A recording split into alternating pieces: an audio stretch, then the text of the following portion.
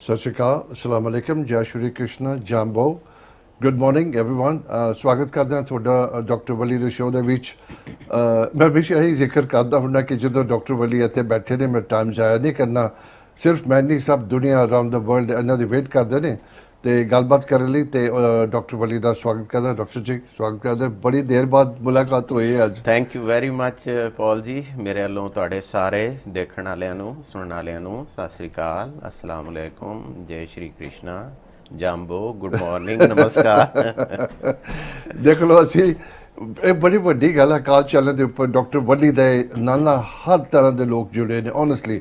ਇਸੇ ਕਰਕੇ ਅਸੀਂ ਉਹਨਾਂ ਨੂੰ ਵਿਸ਼ ਕਰਦੇ ਹਾਂ ਗੁੱਡ ਮॉर्निंग, ਸਲਾਮ ਅਲੈਕਮ, ਸਤਿ ਸ਼੍ਰੀ ਅਕਾਲ, ਤਾਂ ਕਿ ਹਰ ਨੂੰ ਹੋਵੇ ਕਿ ਅਸੀਂ ਉਹਨਾਂ ਨਾਲ ਪਿਆਰ ਮੁਹੱਬਤ ਕਰਦੇ ਹਾਂ, ਅਸੀਂ ਸਭ ਨੂੰ ਯਾਦ ਰੱਖਦੇ ਹਾਂ। ਤੇ ਡਾਕਟਰ ਸਾਹਿਬ ਅੱਜ ਕੁਝ ਗੱਲ ਕਰਨ ਤੋਂ ਪਹਿਲਾਂ ਇੱਕ ਬੜਾ ਇੰਪੋਰਟੈਂਟ ਹੈ ਮੇਰੇ ਪਾਸ। ਕੋਈ ਲੜਕੀ she is only about I think 27 29 ਹੋਏਗੀ, ਮਿਸ਼ੈਲ। ਮਿਸ਼ੈਲ, ਆਈ ਹੋਪ ਜੀ ਤੁਸੀਂ ਵਾਚ ਕਰਦੇ ਹੋ ਆਪਣੇ ਘਰ ਬੈਠ ਕੇ, because you ask me this question. ਭਾਜੀ ਉਹਨਾਂ ਦੇ ਨਾ ਹੇਅਰ ਬੜੇ ਲਾਸ ਹੋ ਰਹੇ ਨੇ। ਇੱਕ ਤਾਂ ਮੈਂ ਪਤਾ ਕੀਤਾ ਸੀ ਕਿ ਕਦੋਂ ਬਾਥ ਲੈਣ ਲੱਗੇ, ਜਦੋਂ ਸੁੱਤੇ ਪਏ ਸੁਬਾਹ ਉੱਠਦੇ ਤੇ ਬਿਸਤਰ ਦੇ ਉੱਪਰ ਵੀ ਬਾਲ ਹੀ ਬਾਲ, ਚੱਲਦੇ ਫਿਰਦੇ ਵੀ, ਨੋਟ ਈਵਨ ਜਦੋਂ ਬਰਸ਼ ਕਰਦੇ ਨੇ ਨਾ, she started losing that in a big time. ਉਹਦਾ ਕੀ ਕਾਰਨ ਹੈ? ਹਾਂਜੀ ਦੇਖੋ, ਬਾਲ ਗਿਰਨ ਦੇ ਬਾਰੇ ਚ ਆਪਾਂ ਪਹਿਲੇ ਵੀ ਇੱਕ ਦੋ ਦਫਾ ਕਰ ਚੁੱਕੇ ਹਾਂ ਗੱਲ। ਔਰਤ ਜਿਹੜੀ ਹੈ ਇਹਨੂੰ ਰੱਬ ਨੇ ਇਸ ਹਿਸਾਬ ਨਾਲ ਬੜਾ ਲੱਕੀ ਬਣਾਇਆ ਕਿ ਔਰਤ ਅਗਰ 100 ਸਾਲ ਦੀ ਵੀ ਹੋਏਗੀ ਤੇ ਉਹਦੇ ਬਾਲ ਨਹੀਂ ਡਿੱਗਣੇ ਚਾਹੀਦੇ, ਬਿਲਕੁਲ ਉਹਨੂੰ ਗੰਜ ਨਹੀਂ ਹੋਣਾ ਚਾਹੀਦਾ। ਮਰਦ ਅਸੀਂ ਜਿਹੜੇ ਹੈਗੇ ਆ, ਅਸੀਂ ਜੋ ਹੀ 50 40 ਤੋਂ ਪਹੁੰਚਦੇ ਆ ਅਸੀਂ ਰੌਲੇ 'ਚ ਹੀ ਪੈ ਜਾਂਦੇ ਆ, ਬਾਲਾਂ ਨੂੰ ਬਚਾਈਏ, 30 ਸਾਲਾਂ ਦੇ ਵੀ ਗੰਜ ਹੋ ਜਾਂਦਾ। ਤੇ ਹੁਣ ਜਦੋਂ ਅਸੀਂ ਇਹ ਦੇਖਦੇ ਹਾਂ ਕਿ ਕਿਸੇ ਔਰਤ ਦਾ ਬਾਲ ਡਿੱਗ ਰਹੇ ਨੇ, ਉਹਦੇ 'ਚ ਅਸੀਂ ਫੇਜ਼ਸ ਦੇਖਦੇ ਹਾਂ। ਕਿਆ ਉਹਨਾਂ ਦੇ ਬਾਲ ਮੀਨੋਪਾਸ ਤੋਂ ਬਾਅਦ ਡਿੱਗਣੇ ਸ਼ੁਰੂ ਹੋਏ ਨੇ, ਮਸਲਨ 50 52 ਸਾਲ ਤੋਂ ਬਾਅਦ ਜਦੋਂ ਉਹਨਾਂ ਦੇ ਪੀਰੀਅਡ ਬੰਦ ਹੋ ਗਏ ਨੇ, ਡਿੱਗਣੇ ਸ਼ੁਰੂ ਹੋਏ ਨੇ, ਜਾਂ ਜਿਵੇਂ ਤੁਸੀਂ ਹੁਣ ਇਹਨਾਂ ਦਾ ਦੱਸਿਆ ਹੈ ਬੱਚੀ ਹੈ 22 24 ਸਾਲ ਦੀ, 25 ਸਾਲ ਦੀ, ਔਰ ਉਹਨਾਂ ਦੇ ਡਿੱਗ ਰਹੇ ਨੇ, ਔਰ ਇੰਨੇ ਜ਼ਿਆਦਾ ਡਿੱਗ ਰਹੇ ਨੇ ਕਿ ਉਹ ਬਾਕਾਇਦਾ ਹੁਣ ਗੈਪ ਆਉਣੇ ਸ਼ੁਰੂ ਹੋ ਗਏ ਨੇ ਸਕਿਨ ਸਿਰ ਦੇ ਵਿੱਚ। ਉਹਦਾ ਮਤਲਬ ਇਹ ਹੈ ਕਿ ਉਹਨਾਂ ਦੀ ਬਾਡੀ 'ਚ ਇੱਕ ਤਰ੍ਹਾਂ ਦੀ ਐਮਰਜੈਂਸੀ ਚੱਲ ਰਹੀ ਹੈ ਇਸ ਵਕਤ। ਠੀਕ ਹੈ ਨਾ। ਔਰ ਬਾਲਾਂ ਨੂੰ ਜਿਹੜੀ ਚੀਜ਼ ਮਰਦਾਂ 'ਚ ਵੀ ਔਰ ਔਰਤਾਂ 'ਚ ਵੀ ਜਿਹੜੀ ਚੀਜ਼ ਸਮਝ ਲਓ ਕਿ ਉਹਨਾਂ ਦੀ ਹੈਲਥ ਨੂੰ, ਉਹਨਾਂ ਦੀ ਵੈਲ ਬੀਇੰਗ ਨੂੰ ਰੈਗੂਲੇਟ ਕਰ ਰਹੀ ਹੁੰਦੀ ਹੈ, ਉਹ ਦੋ ਤਿੰਨ ਚੀਜ਼ਾਂ ਨੇ, ਬਹੁਤ ਜ਼ਰੂਰੀ ਨੇ। ਇੱਕ ਤੇ ਜ਼ਿਹਨ 'ਚ ਰੱਖੋ ਕਿ ਜਿਹੜੇ ਬਾਲ ਨੇ ਇਹਨਾਂ ਦੇ ਥੱਲੇ ਜਿਹੜੇ ਹੇਅਰ ਫੋਲੀਕਲਸ ਨੇ, ਜਿਹੜੀਆਂ ਫੈਕਟਰੀਆਂ ਨੇ ਬਾਲ ਬਣਾਉਣ ਦੀਆਂ ਛੋਟੀ ਛੋਟੀਆਂ ਲੱਗੀਆਂ ਹੋਈਆਂ ਨੇ, ਉਹਨਾਂ ਫੈਕਟਰੀਆਂ ਨੂੰ ਕੋਈ ਰॉ ਮਟੀਰੀਅਲ ਚਾਹੀਦਾ ਹੁੰਦਾ ਹੈ। ਪਹਿਲੀ ਗੱਲ ਤੇ ਜ਼ਿਹਨ 'ਚ ਰੱਖੋ ਕਿ ਕੋਈ ਫੈਕਟਰੀ ਬਗੈਰ ਰॉ ਮਟੀਰੀਅਲ ਦੇ ਐਂਡ ਪ੍ਰੋਡਕਟ ਨਹੀਂ ਦੇ ਸਕਦੀ। ਠੀਕ ਹੈ। ਪਹਿਲੀ ਗੱਲ ਤੇ ਇਹ ਹੈ ਕਿ ਅਗਰ ਹੈਲਦੀ ਬਾਲ ਚਾਹੀਦੇ ਨੇ ਤੇ ਸਾਨੂੰ ਸਪੈਸੀਫਿਕ ਨਿਊਟ੍ਰੀਐਂਟਸ ਦੇਣੇ ਜ਼ਰੂਰੀ ਨੇ ਆਪਣੇ ਬਾਡੀ ਨੂੰ, ਜਿਹਦੇ 'ਚ ਮੈਗਨੀਸ਼ੀਅਮ ਹੈ, ਕੈਲਸ਼ੀਅਮ ਹੈ, ਆਇਰਨ ਹੈ, ਜ਼ਿੰਕ ਹੈ, ਕ੍ਰੋਮੀਅਮ ਹੈ। ਇਹ ਚੀਜ਼ਾਂ ਜਿਹੜੀਆਂ ਨੇ, ਬਾਇਓਟੀਨ ਹੈ, ਇਹ ਚੀਜ਼ਾਂ ਵਾਈਟਮਿਨਸ ਨੇ, ਏ ਹੈ, ਬੀ ਹੈ, ਇਹ ਬਹੁਤ ਜ਼ਰੂਰੀ ਨੇ ਕਿ ਸਾਡੀ ਬਾਡੀ 'ਚ ਜਾਣ, ਤਾਂ ਕਿ ਸਾਡੀ ਇਹ ਜਿਹੜੇ ਹੇਅਰ ਫੋਲੀਕਲਸ ਨੇ, ਜਦੋਂ ਇਹਨਾਂ ਨੇ ਬਾਲ ਬਣਾਉਣੇ ਹੋਣ ਤੇ ਇਹਨਾਂ ਕੋਲ ਰॉ ਮਟੀਰੀਅਲ ਹੋਏ, ਖੁਰਾਕ ਮਿਲਦੀ ਹੈ। ਅੱਛਾ, ਦੂਸਰਾ ਜਿਹੜਾ ਇੱਕ ਬਹੁਤ ਹੀ ਜ਼ਰੂਰੀ ਐਸਪੈਕਟ ਹੈ ਇਹਦੇ 'ਚ, ਉਹ ਇਹ ਹੈ ਕਿ ਇੱਕ ਤੇ ਇਹ ਹੈ ਕਿ ਕੋਈ ਵੀ ਦੁਨੀਆ ਦੀ ਫੈਕਟਰੀ ਦੋ ਚੀਜ਼ਾਂ ਤੋਂ ਬਗੈਰ ਨਹੀਂ ਚੱਲ ਸਕਦੀ। ਇੱਕ, ਉਹਨੂੰ ਚਲਾਉਣ ਲਈ ਐਨਰਜੀ ਚਾਹੀਦੀ ਹੈ, ਦੂਸਰਾ ਉਹਨੂੰ ਰॉ ਮਟੀਰੀਅਲ ਚਾਹੀਦਾ। ਲੇਕਿਨ ਤੀਸਰੀ ਇੱਕ ਹੋਰ ਚੀਜ਼ ਵੀ ਚਾਹੀਦੀ ਹੈ, ਉਹ ਇਹ ਹੈ ਕਿ ਉਹਨੂੰ ਕੋਈ ਆਰਡਰ ਵੀ ਦੇਵੇ, ਆਨ ਆਫ ਵੀ ਕਰੇ ਉਸ ਫੈਕਟਰੀ ਨੂੰ। ਠੀਕ ਹੈ ਨਾ। ਤੁਸੀਂ ਇੱਕ ਫੈਕਟਰੀ ਕਾਰਖਾਨਾ ਲਗਾਇਆ ਹੋਇਆ, ਉਹਦੇ 'ਚ ਭਾਵੇਂ ਤੁਸੀਂ ਉਹਨੂੰ ਫਿਊਲ ਵੀ ਟੈਂਕ 'ਚ ਭਰਿਆ ਹੈ, ਇਲੈਕਟ੍ਰਿਸਿਟੀ ਦਾ ਨਿਜ਼ਾਮ ਵੀ ਠੀਕ ਹੈ, ਉਹਦਾ ਰॉ ਮਟੀਰੀਅਲ ਵੀ ਪਾਈਪਲਾਈਨ 'ਚ ਪਾਇਆ, ਲੇਕਿਨ ਉਹਨੂੰ ਸਵਿਚ ਆਨ ਨਹੀਂ ਕੀਤਾ, ਫਿਰ ਵੀ ਨਹੀਂ ਚੱਲੇਗੀ। ਠੀਕ ਹੈ।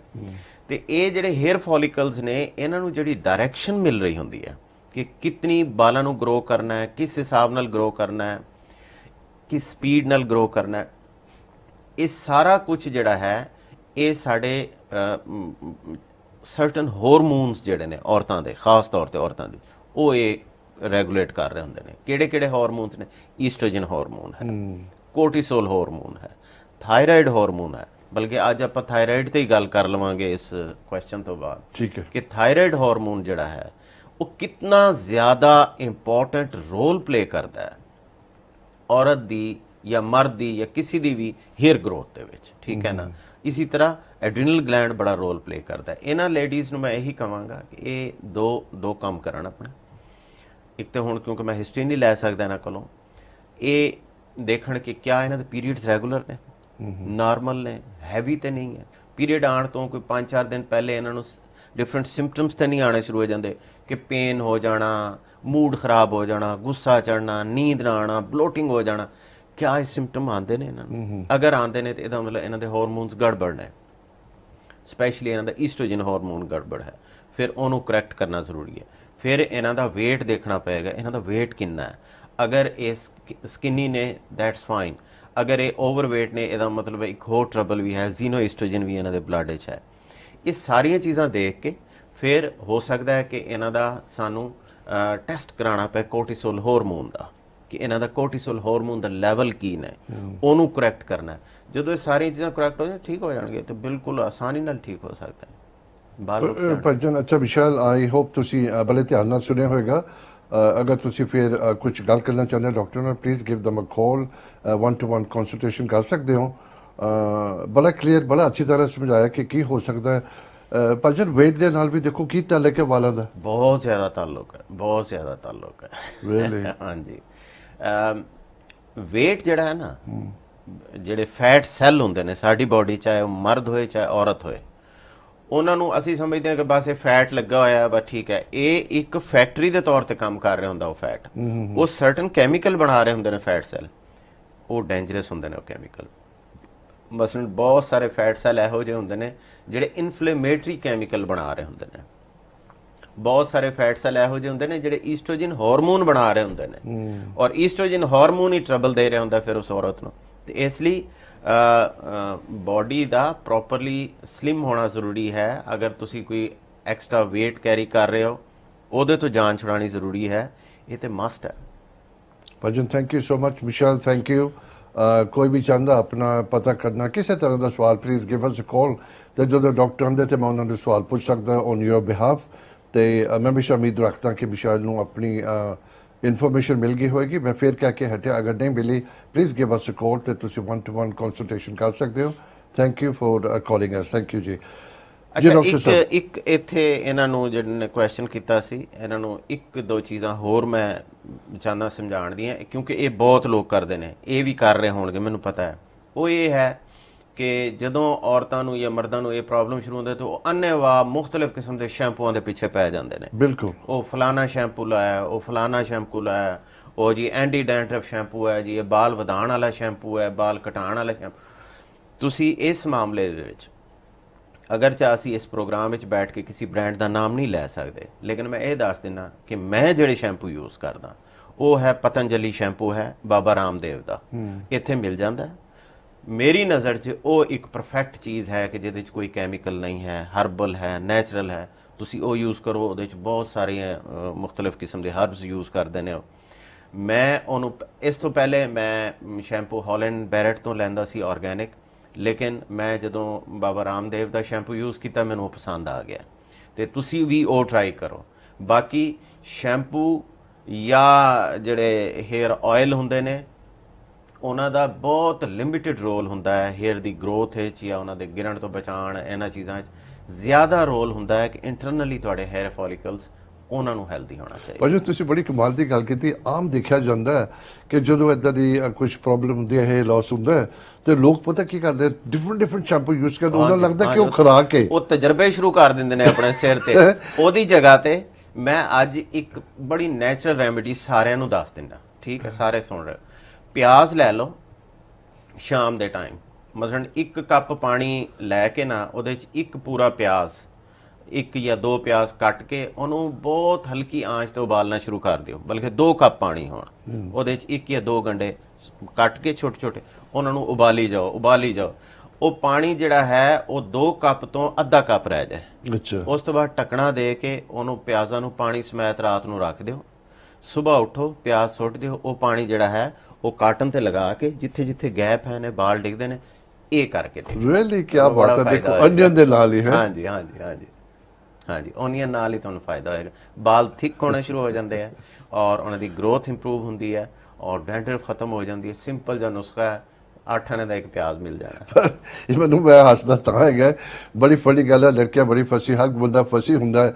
ਅਗਰ ਮੈਂ ਪਿਆਜ਼ ਦਾ ਪਾਣੀ ਮੇਰੇ ਸਿਰ ਤੇ ਲਾਂਗਾ ਤੇ ਬਦਬੂ ਆਏਗੀ ਉਹਦੀ। ਨਹੀਂ ਕੋਈ ਨਹੀਂ ਆਉਂਦੀ, ਮੈਂ ਲਾਉਂਦਾ ਹੁੰਦਾ ਹਫਤੇ 'ਚ ਇੱਕ ਦਫਾ, ਮੈਂ ਖੁਦ ਲਗਾਉਂਦਾ। ਹਾਂ, ਉਹਦੇ ਬਾਅਦ ਤੇ ਫਿਰ ਬੜਾ ਕੁਛ ਹੁੰਦਾ, ਬੰਦਾ ਉਹਦੀ ਸਮੈਲ ਕੱਢ ਸਕਦਾ ਨਾ। ਉਹ ਸਮੈਲ ਆਉਂਦੀ ਹੀ ਨਹੀਂ ਹੈ ਆਪਣਾ ਜਦੋਂ ਤੁਹਾਡਾ ਉਹ ਪਾਣੀ ਖੁਸ਼ਕ ਹੋ ਜਾਏਗਾ, ਡਰਾਈ ਹੋ ਜਾਏਗਾ, ਫਿਰ ਸਮੈਲ ਨਹੀਂ ਆਏਗੀ। ਭਾਜੀ ਲਾਸਟਲੀ ਅਸੀਂ ਅੱਗੇ ਜਾਣਾ, because we spending too much time on this. ਆਪਾਂ ਦੂਸਰੀ ਗੱਲ ਕਰਨੀ ਸੀਗੀ, ਇਹ ਕੋਈ ਜਿਹੜਾ ਬੰਦੇ ਨੂੰ ਪਰੇਸ਼ਾਨੀ ਹੁੰਦੀ ਹੈ, ਟੈਨਸ਼ਨ ਹੁੰਦਾ, ਉਹਦੇ ਨਾਲ ਵਾਲ ਲੂਜ਼ ਹੁੰਦੇ। ਜ਼ਾਹਿਰ ਹੈ ਜਦੋਂ ਸਟ੍ਰੈਸ ਆਏਗਾ, ਸਟ੍ਰੈਸ ਹਾਰਮੋਨ ਰਿਲੀਜ਼ ਹੋਣਗੇ। ਉਹੀ ਤੇ ਰੋਲਾ ਪਾ ਰਿਹਾ ਮੈਂ ਕਿ ਇਹਦੇ ਵਿੱਚ ਹਾਰਮੋਨ ਇਨਵੋਲਵ ਹੁੰਦੇ ਨੇ। ਜਦੋਂ ਤੁਸੀਂ, ਬਲਕਿ ਆਪਾਂ ਉਹ ਟਾਪਿਕ ਸ਼ੁਰੂ ਕਰ ਦਿੰਦੇ ਆ, ਉਹਦੇ 'ਚ ਆ ਜਾਏਗਾ, ਉਹ ਹੈ ਥਾਇਰਾਇਡ ਹਾਰਮੋਨ ਦਾ। ਚਲੋ ਠੀਕ ਹੈ ਨਾ, ਉਹਦੇ 'ਚ ਮੈਂ ਇਹ ਤੁਹਾਨੂੰ ਹੇਅਰ ਲਾਸ ਦਾ ਐਕਸਪਲੇਨ ਕਰ ਦਿੰਦਾ, ਚਲੋ। ਕਿਉਂਕਿ ਲਿੰਕਡ ਹੋ ਜਾਂਦਾ। ਲਿੰਕ ਹੋ ਜਾਂਦਾ।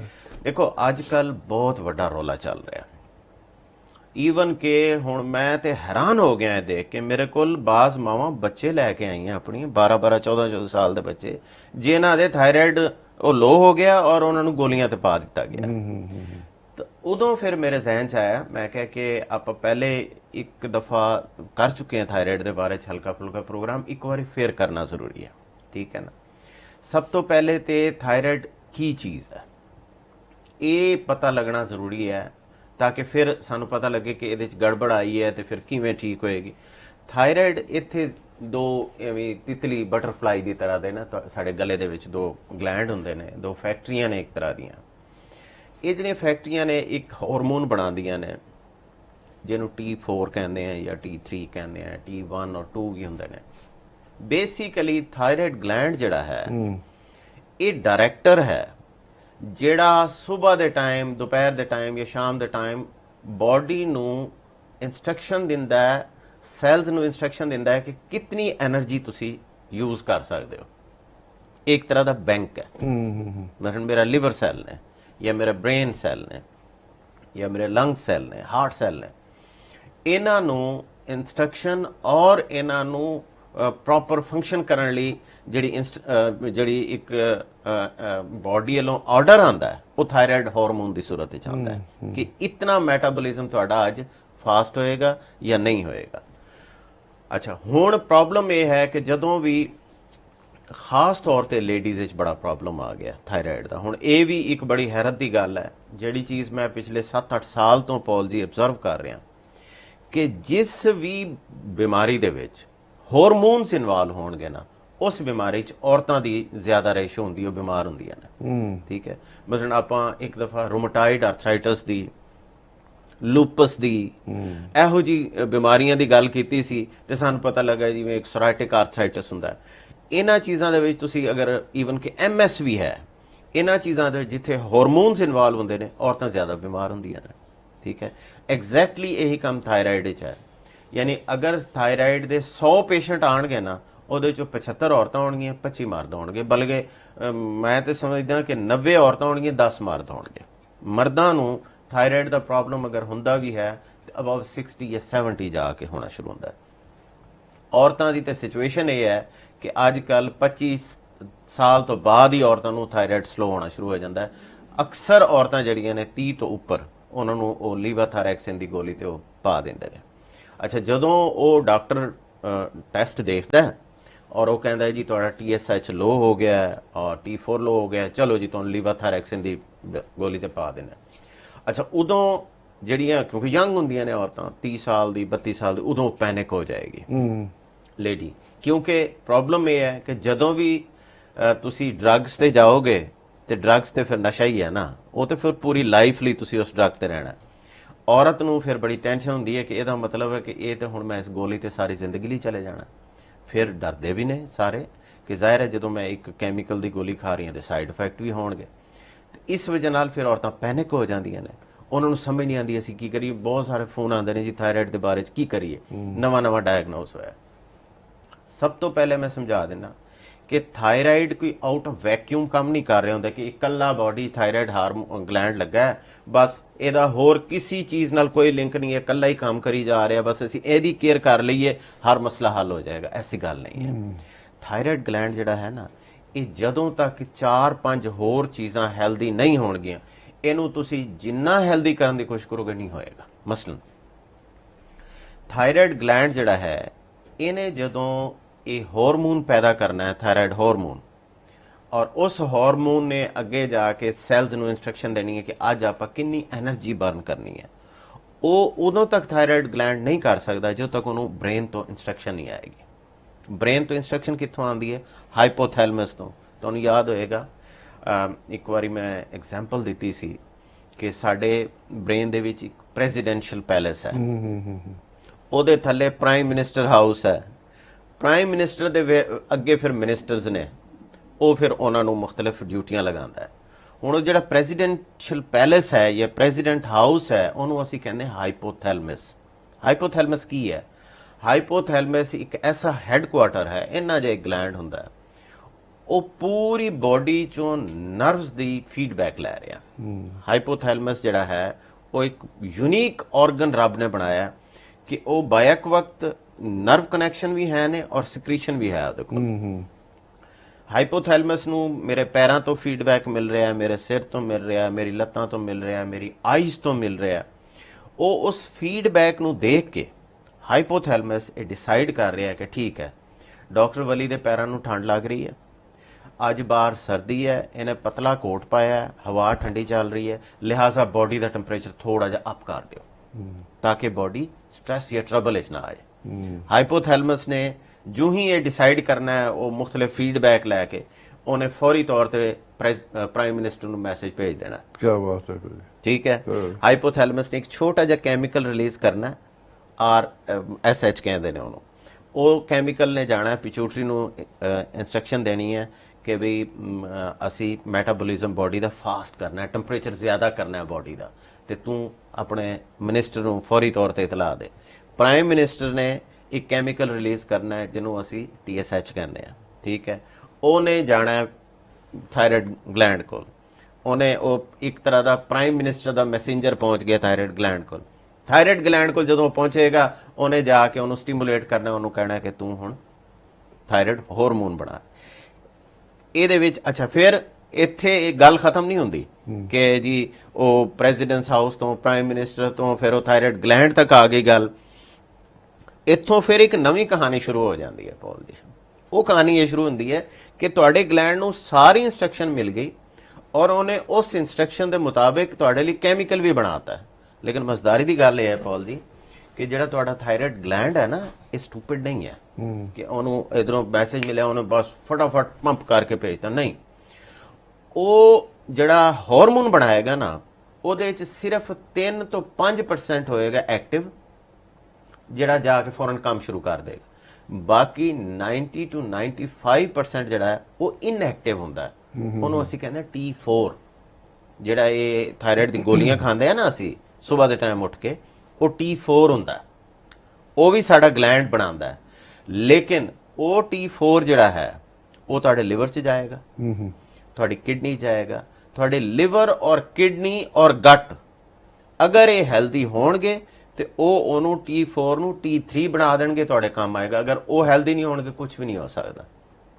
ਹੁਣ ਕਹਾਣੀ ਸਮਝ ਆਈ ਹੈ? ਬਿਲਕੁਲ ਭਾਜੀ। ਕਹਾਣੀ ਇਹ ਹੈ ਕਿ ਹੁਣ ਸਾਨੂੰ ਮੈਡੀਕਲ ਸਿਸਟਮ T4 ਦੀਆਂ ਗੋਲੀਆਂ ਦੇ ਦਿੰਦਾ।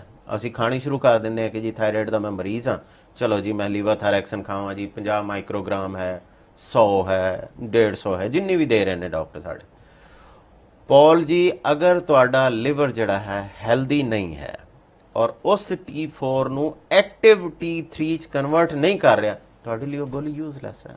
ਪਰ ਜੀ ਜਿੱਦਾਂ ਇਲੈਕਟ੍ਰਿਕ ਹੁੰਦਾ ਨਾ, ਬੋਰਡ ਸਰਕਟ ਹੁੰਦਾ ਆ, ਉਹਦੇ ਚ ਕੀ ਹੁੰਦਾ, ਸਾਰੇ ਉਹ ਮੈਸੇजेस ਕਰੰਟ ਜਾਂਦਾ ਹੈ। ਇਹ ਜਿੱਦਾਂ ਤੁਸੀਂ ਸਮਝਾ ਰਹੇ, ਮਤਲਬ ਦਾ ਕੁਝ ਉਸੇ ਤਰ੍ਹਾਂ ਦਾ ਜਦੋਂ ਇਹ ਮੈਸੇਜ ਇੱਕ ਤੋਂ ਦੂਸਰੇ ਤੱਕ ਨਹੀਂ ਜਾਂਦਾ, ਗੜਬੜ ਸ਼ੁਰੂ ਹੋ ਜਾਂਦੀ। ਗੜਬੜ ਸ਼ੁਰੂ ਹੋ ਜਾਂਦੀ ਜਦੋਂ ਤੁਹਾਡੇ ਮਸਲਨ ਹਾਈਪੋਥੈਲਮਸ ਜਿਹੜਾ ਹੈ, ਉਹਨੇ ਜਦੋਂ ਇੱਥੋਂ ਇੱਕ RSH ਦੇ ਨਾਂ ਤੇ ਇੱਕ ਹਾਰਮੋਨ ਰਿਲੀਜ਼ ਕਰਨਾ ਹੈ ਨਾ, ਉਹਨੇ ਪਿਚੂਟਰੀ ਤੋਂ ਜਾਣਾ। ਅਗਰ ਉਹ ਹਾਰਮੋਨ ਵੀ, ਹਾਲਾਂਕਿ ਦੋਵੇਂ ਨਾਲ ਨੇ, ਇੱਥੇ ਤੱਕ ਪ੍ਰੋਪਰ ਨਹੀਂ ਪਹੁੰਚੇ, ਗੜਬੜ ਸ਼ੁਰੂ ਹੋ ਗਈ।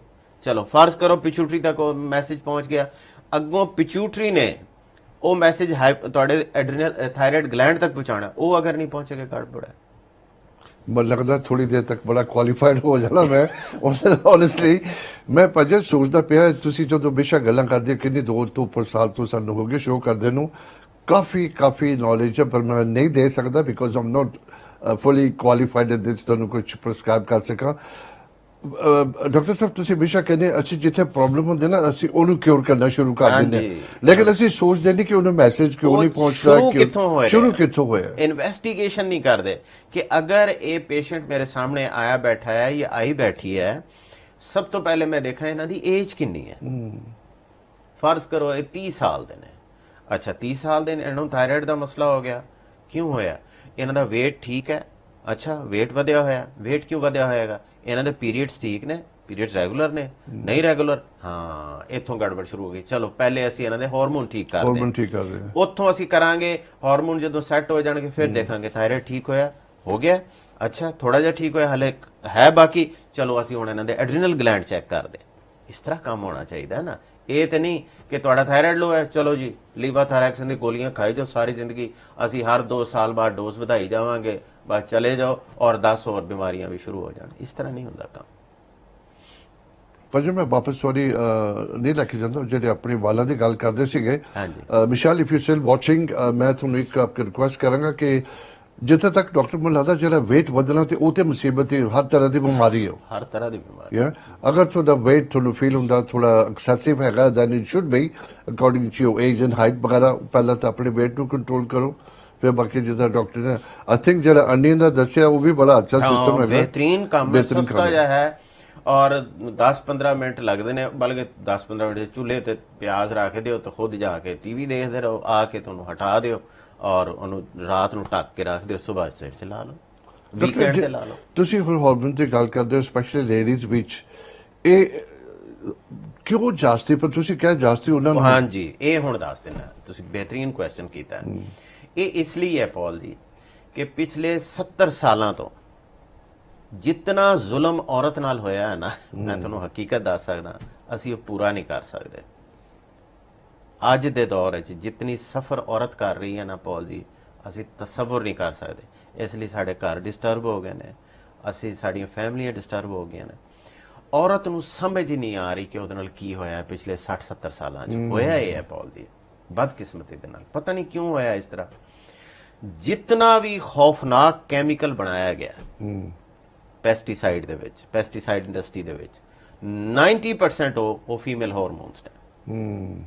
ਮਤਲਬ ਇਹ ਜਿਹੜੇ ਫਸਲਾਂ ਤੇ ਸਪਰੇ ਹੁੰਦੇ ਨੇ, ਇਹ ਸਾਰੇ ਦੇ ਸਾਰੇ, ਚਾਹੇ ਸਬਜ਼ੀ ਤੇ ਸਪਰੇ ਹੈ ਜਾਂ ਕਿਸੇ ਚਾਵਲਾਂ ਤੇ ਹੈ ਜਾਂ ਕਿਸੇ ਫੁੱਟੀ ਤੇ ਹੈ, ਜਿਹੜਾ ਵੀ ਹੈ ਸਪਰੇ ਹੋ ਰਿਹਾ, ਉਹ ਸਾਰਾ ਦਾ ਸਾਰਾ ਜਦੋਂ ਇਨਸਾਨ ਦੇ ਜਿਸਮ ਵਿੱਚ ਜਾਂਦਾ ਹੈ, ਕਿਸੇ ਵੀ ਸੂਰਤ ਵਿੱਚ, ਫੂਡ ਵਿੱਚ ਹੋਏਗਾ ਜਾਂ ਕਿਸੇ ਵੀ ਹੋਰ ਚੀਜ਼ ਤੁਹਾਡੀ ਜਦੋਂ ਬਾਡੀ ਜਾਏਗਾ ਨਾ, ਉਹਨੇ ਜਾ ਕੇ ਫੀਮੇਲ ਹਾਰਮੋਨ ਈਸਟ੍ਰੋਜਨ ਦੀ ਤਰ੍ਹਾਂ ਰਿਐਕਟ ਕਰਨਾ, ਮਿਮਿਕ ਕਰਨਾ। ਜਦੋਂ ਤੁਸੀਂ ਫੀਮੇਲ ਹੈਗੇ ਹੋ ਔਰ ਤੁਹਾਡੀ ਬਾਡੀ ਆਪਣੇ ਹਿਸਾਬ ਨਾਲ ਹਾਰਮੋਨ ਬਣਾ ਰਹੀ ਹੈ, ਜਦੋਂ ਬਾਹਰੋਂ ਇੱਕ ਜਾਲੀ, ਇੱਕ ਮਸਨੂਈ ਕਿਸਮ ਦਾ ਹਾਰਮੋਨ ਤੁਹਾਡੀ ਬਾਡੀ ਜਾਏਗਾ ਨਾ, ਜਿਹੜਾ ਫੇਕ ਹੋਏਗਾ, ਜਿਹਦੀ ਸ਼ਕਲ ਉਸੇ ਤਰ੍ਹਾਂ ਦੀ ਹੋਏਗੀ ਲੇਕਿਨ ਉਹਦਾ ਕਿਰਦਾਰ ਡਿਫਰੈਂਟ ਹੋਏਗਾ, ਠੀਕ ਹੈ ਨਾ। ਮੂੰਹ ਤੇ ਉਹਨੇ ਮਾਸਕ ਚੜਾਇਆ ਹੋਏਗਾ ਇੱਕ ਸ਼ਰੀਫ ਆਦਮੀ ਦੇ, ਲੇਕਿਨ ਅਸਲ 'ਚ ਉਹ ਲੁੱਚਾ ਔਰ ਲਫੰਗਾ ਹੋਏਗਾ, ਠੀਕ ਹੈ ਨਾ। ਉਹਦੀ ਸ਼ਕਲ ਮਿਲਦੀ ਹੋਏਗੀ ਤੁਹਾਡੇ ਅਸਲ ਹਾਰਮੋਨ ਦੀ ਤਰ੍ਹਾਂ ਨਾਲ, ਲੇਕਿਨ ਉਹ ਅਸਲ ਹਾਰਮੋਨ ਨਹੀਂ ਹੋਏਗਾ। ਜਦੋਂ ਉਹ ਲੁੱਚਾ ਔਰ ਲਫੰਗਾ ਹਾਰਮੋਨ ਜਿਹੜਾ ਇਹ ਪੈਸਟੀਸਾਈਡ ਵਿੱਚ ਹੁੰਦਾ ਹੈ, ਉਹ ਤੁਹਾਡੀ ਬਾਡੀ ਜਾਏਗਾ ਨਾ, ਉਹ ਪ੍ਰੋਬਲਮ ਕਰੇਗਾ। ਔਰ ਅਗਰ ਤੁਸੀਂ ਫੀਮੇਲ ਹੋ ਤੇ ਫੀਮੇਲ ਔਰਤ ਨੇ ਤੇ ਸਾਰੀ ਜ਼ਿੰਦਗੀ, ਖਾਸ ਤੌਰ ਤੇ 50 ਸਾਲ ਦੀ ਉਮਰ ਤੱਕ, 55 ਸਾਲ ਦੀ ਉਮਰ ਤੱਕ, ਜਦ ਤੱਕ ਉਹ ਮਿਨੋਪਾਸ ਤੇ ਨਹੀਂ ਜਾਂਦੀ, ਉਦੋਂ ਤੱਕ ਉਹਨੇ ਇੱਕ ਬੜੀ ਬਰੀਕ, ਇੱਕ ਥਿਨ ਲਾਈਨ ਤੇ ਚੱਲਣਾ ਹੁੰਦਾ ਹੈ ਹਾਰਮੋਨਸ ਦੇ ਮਾਮਲੇ 'ਚ। ਥੋੜਾ ਜਿਹਾ ਇੱਧਰ ਗਿਆ ਗੜਬੜ ਹੋ ਗਈ, ਥੋੜਾ ਜਿਹਾ ਇੱਧਰ ਗਿਆ ਗੜਬੜ ਹੋ ਗਈ। ਔਰ ਅਨਫੋਰਚੂਨੇਟਲੀ ਬਿਲਕੁਲ ਕੋਈ ਗਾਈਡ ਕਰਨ ਵਾਲਾ ਨਹੀਂ ਹੈ ਔਰਤਾਂ ਨੂੰ ਕਿ ਜਦੋਂ ਗੜਬੜ ਸ਼ੁਰੂ ਹੋਣੀ ਹੈ ਉਹਨੂੰ ਕਿੱਥੋਂ ਜਾ ਕੇ ਕਿਵੇਂ ਠੀਕ ਕਰਨਾ। ਇਹ ਪ੍ਰੋਬਲਮ ਹੋ ਰਿਹਾ। ਪਰ ਜਦ ਤੁਸੀਂ ਬੜੀ ਕਮਾਲ ਦੀ ਗੱਲ ਕੀਤੀ, ਮੈਂ ਕੋਈ ਪ੍ਰੋਗਰਾਮ ਦੇਖ ਰਿਹਾ ਸੀਗਾ, ਇਹ ਵਾਸ ਅ ਕਾਮੇਡੀ ਕਿ ਆਦਮੀ ਤੇ ਔਰਤ ਦੀ ਜ਼ਰਾ ਬਹਿਸ ਹੋ ਰਹੀ ਸੀ ਕਿ ਤੂੰ ਕੀ ਸਾਰਾ ਦਿਨ ਘਰ 'ਚ ਬੈਠੀ ਹੈ, ਤੈਨੂੰ ਕੀ ਕੰਮ ਹੁੰਦਾ ਹੈ, ਮੈਂ ਨੌਕਰੀ ਤੇ ਜਾਣਾ ਹੈ, ਮੈਂ ਇਹ ਕਰਦਾ, ਮੈਂ ਉਹ ਕਰਦਾ। ਲੇਕਿਨ ਇੱਕ ਔਰਤ ਘਰ ਬੈਠ ਕੇ ਨਾ, ਅਗਰ ਤੁਸੀਂ ਉਹਦੇ ਕੈਲਕੂਲੇਟ ਕਰੋ, ਉਹ ਕਿੰਨਾ ਤੁਹਾਡਾ ਪੈਸਾ ਬਚਾਉਂਦੀ ਹੈ, ਹਰ ਤਰ੍ਹਾਂ ਦਾ ਮਾਂ ਬਣਦੀ ਹੈ, ਭੈਣ ਬਣਦੀ ਹੈ, ਉਹ ਹਰ ਆਪਣਾ ਰਿਸ਼ਤਾ ਨਿਭਾਉਂਦੀ ਘਰ ਦੇ ਵਿੱਚ ਹੈ, ਕੁਕਿੰਗ ਦਾ, ਸਫਾਈ ਦਾ, ਹਰ ਤਰ੍ਹਾਂ ਦਾ, ਬੱਚਿਆਂ ਨੂੰ ਸਾਹਮਣਾ, ਸਕੂਲ ਲੈ ਕੇ ਜਾਣਾ, ਵਾਪਸ ਆਉਣਾ, ਦੌੜ ਭੱਜ, ਜਿੱਦਾਂ ਤੁਸੀਂ ਦੱਸਿਆ ਜ਼ਰੂਰ ਹੀ ਹੈ ਸਾਰਾ। ਪੌਲ ਜੀ, ਅਸੀਂ ਅੱਜ ਦੀ ਔਰਤ ਦਾ ਉਹ ਅਹਿਸਾਨ ਜਿਹੜਾ ਇੱਕ ਇਨਸਾਨੀਅਤ ਤੇ ਕਰ ਰਹੀ ਹੈ ਨਾ, ਉਹ ਨਹੀਂ ਉਤਾਰ ਸਕਦੇ। ਇਹ ਆਉਣ ਵਾਲੇ ਵਕਤ ਵਿੱਚ ਡਿਸਾਈਡ ਹੋਏਗਾ ਕਿ ਇਹ ਜਿਹੜਾ ਪੀਰੀਅਡ ਗੁਜ਼ਰਿਆ ਸੀ, ਇਸ ਪੀਰੀਅਡ ਦੇ ਵਿੱਚ ਔਰਤ ਨੂੰ ਕਿਸ ਬੁਰੀ ਤਰੀਕੇ ਨਾਲ ਹਰ ਪਾਸੋਂ ਅਬਿਊਜ਼ ਕੀਤਾ ਗਿਆ, ਅਬਿਊਜ਼ ਹੋਈ ਔਰਤ ਬਿਮਾਰ ਹੋਈ, ਔਰਤ ਮੈਂਟਲੀ ਟਾਰਚਰ ਹੋਈ, ਸਟ੍ਰੈਸ ਵਿੱਚ ਆਈ ਔਰ ਉਹਦੀ ਵਜ੍ਹਾ ਨਾਲ ਘਰ ਖਰਾਬ ਹੋਏ। ਔਰ ਔਰਤ ਜਿਹੜਾ ਅਸਲ ਯਾਨੀ ਇੰਟਰਨਲ ਜਿਹੜਾ ਇੱਕ ਬਿਲਟ ਅਪ ਹੈ ਔਰਤ ਦਾ, ਬ੍ਰੇਨ ਦਾ ਵੀ, ਹਾਰਮੋਨਸ ਦਾ ਵੀ, ਉਹ ਹੈ to take care of her family. ਉਹ ਉਸ ਦੇ ਉੱਤੇ ਤਵੱਜੋ ਨਹੀਂ ਦੇ ਸਕੀ ਔਰਤ, ਔਰ ਉਹਦੀ ਵਜ੍ਹਾ ਨਾਲ ਅੰਦਰੋਂ ਔਰਤ ਡੈਮੇਜ ਹੋਈ ਹੈ, ਇੱਕ ਇਮੋਸ਼ਨਲੀ ਵੀ ਡੈਮੇਜ ਹੋਈ ਹੈ। ਔਰ ਇਹ ਸਾਰਾ ਕੁਝ ਅੱਜ ਦੇ ਦੌਰ 'ਚ ਹੋਇਆ। ਭਜਨ ਤੁਹਾਡੀ ਸਾਰੇ ਗੱਲਾਂ ਨਾਲ ਬੜਾ ਗਿਲਟੀ ਫੀਲ ਹੋ ਰਿਹਾ, ਲੇਕਿਨ ਇਹ ਇੱਕ ਚੀਜ਼ ਜ਼ਰੂਰੀ ਇਹ ਨਹੀਂ ਕਿ ਮਰਦਾਂ ਨੂੰ ਅਸੀਂ ਸਾਰੇ ਪੁੱਟ ਡਾਊਨ ਕਰਦੇ ਆ। ਭਾਜੀ ਜਾਣੇ ਅਣਜਾਣੇ ਇਦਾਂ ਦੀ ਗਲਤੀਆਂ ਹੁੰਦੀਆਂ ਤੇ ਇਸ ਕਰਕੇ ਇਨਸਾਨ ਸਫਰ ਕਰਦਾ। ਲੇਕਿਨ this is why we do such programs ਕਿ ਤੁਸੀਂ ਹਮੇਸ਼ਾ ਦੇਖੋ, ਕੋਸ਼ਿਸ਼ ਕਰੋ।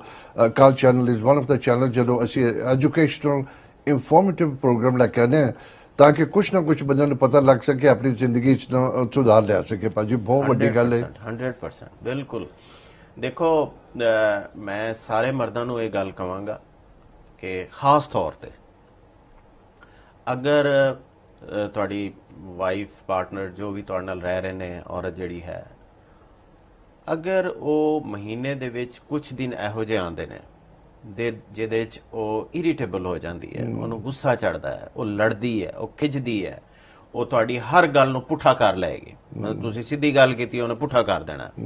ਤੁਸੀਂ ਉਹਦੇ ਤੋਂ ਗੁੱਸੇ ਨਾ ਹੋਵੋ, ਤੁਸੀਂ ਉਹਨੂੰ ਅਬਜ਼ਰਵ ਕਰੋ, ਉਹਨੂੰ ਦੇਖੋ ਕਿਆ ਉਹਦੇ ਪੀਰੀਅਡ ਤੇ ਨਹੀਂ ਸ਼ੁਰੂ ਹੋਣ ਵਾਲੇ, ਉਹਦੇ ਹਾਰਮੋਨਸ ਤੇ ਨਹੀਂ ਇਨਬੈਲੈਂਸ ਹੋ ਗਏ, ਉਹ ਕਿਸ ਕ੍ਰਾਈਸਿਸ ਚੋਂ ਗੁਜ਼ਰ ਰਹੀ। ਅਨਫੋਰਚੂਨੇਟਲੀ ਹੋ ਇਹ ਰਿਹਾ ਕਿਉਂਕਿ ਔਰਤ ਨੇ ਹਰ ਮਹੀਨੇ, ਅੱਜ ਕੱਲ ਦੀ ਔਰਤ ਨੇ ਹਰ ਮਹੀਨੇ, ਕਿਉਂਕਿ ਉਹਨੇ ਪੀਰੀਅਡ ਚੋਂ ਗੁਜ਼ਰਨਾ। ਚਾਹਾਂਗਾ ਸੌਰੀ, ਅਸੀਂ ਥੋੜੀ ਜਿਹੀ ਬ੍ਰੇਕ ਲੈਂਦੇ ਹਾਂ। Please keep watching. ਬ੍ਰੇਕ ਤੋਂ ਲੈ ਕੇ ਫਿਰ ਮੁਲਾਕਾਤ ਕਰਦੇ ਹਾਂ ਜੀ। ਸਤਿ ਸ਼੍ਰੀ ਅਕਾਲ। ਅਕਾਲ ਚੈਨਲ ਨੂੰ ਸਬਸਕ੍ਰਾਈਬ ਕਰੋ।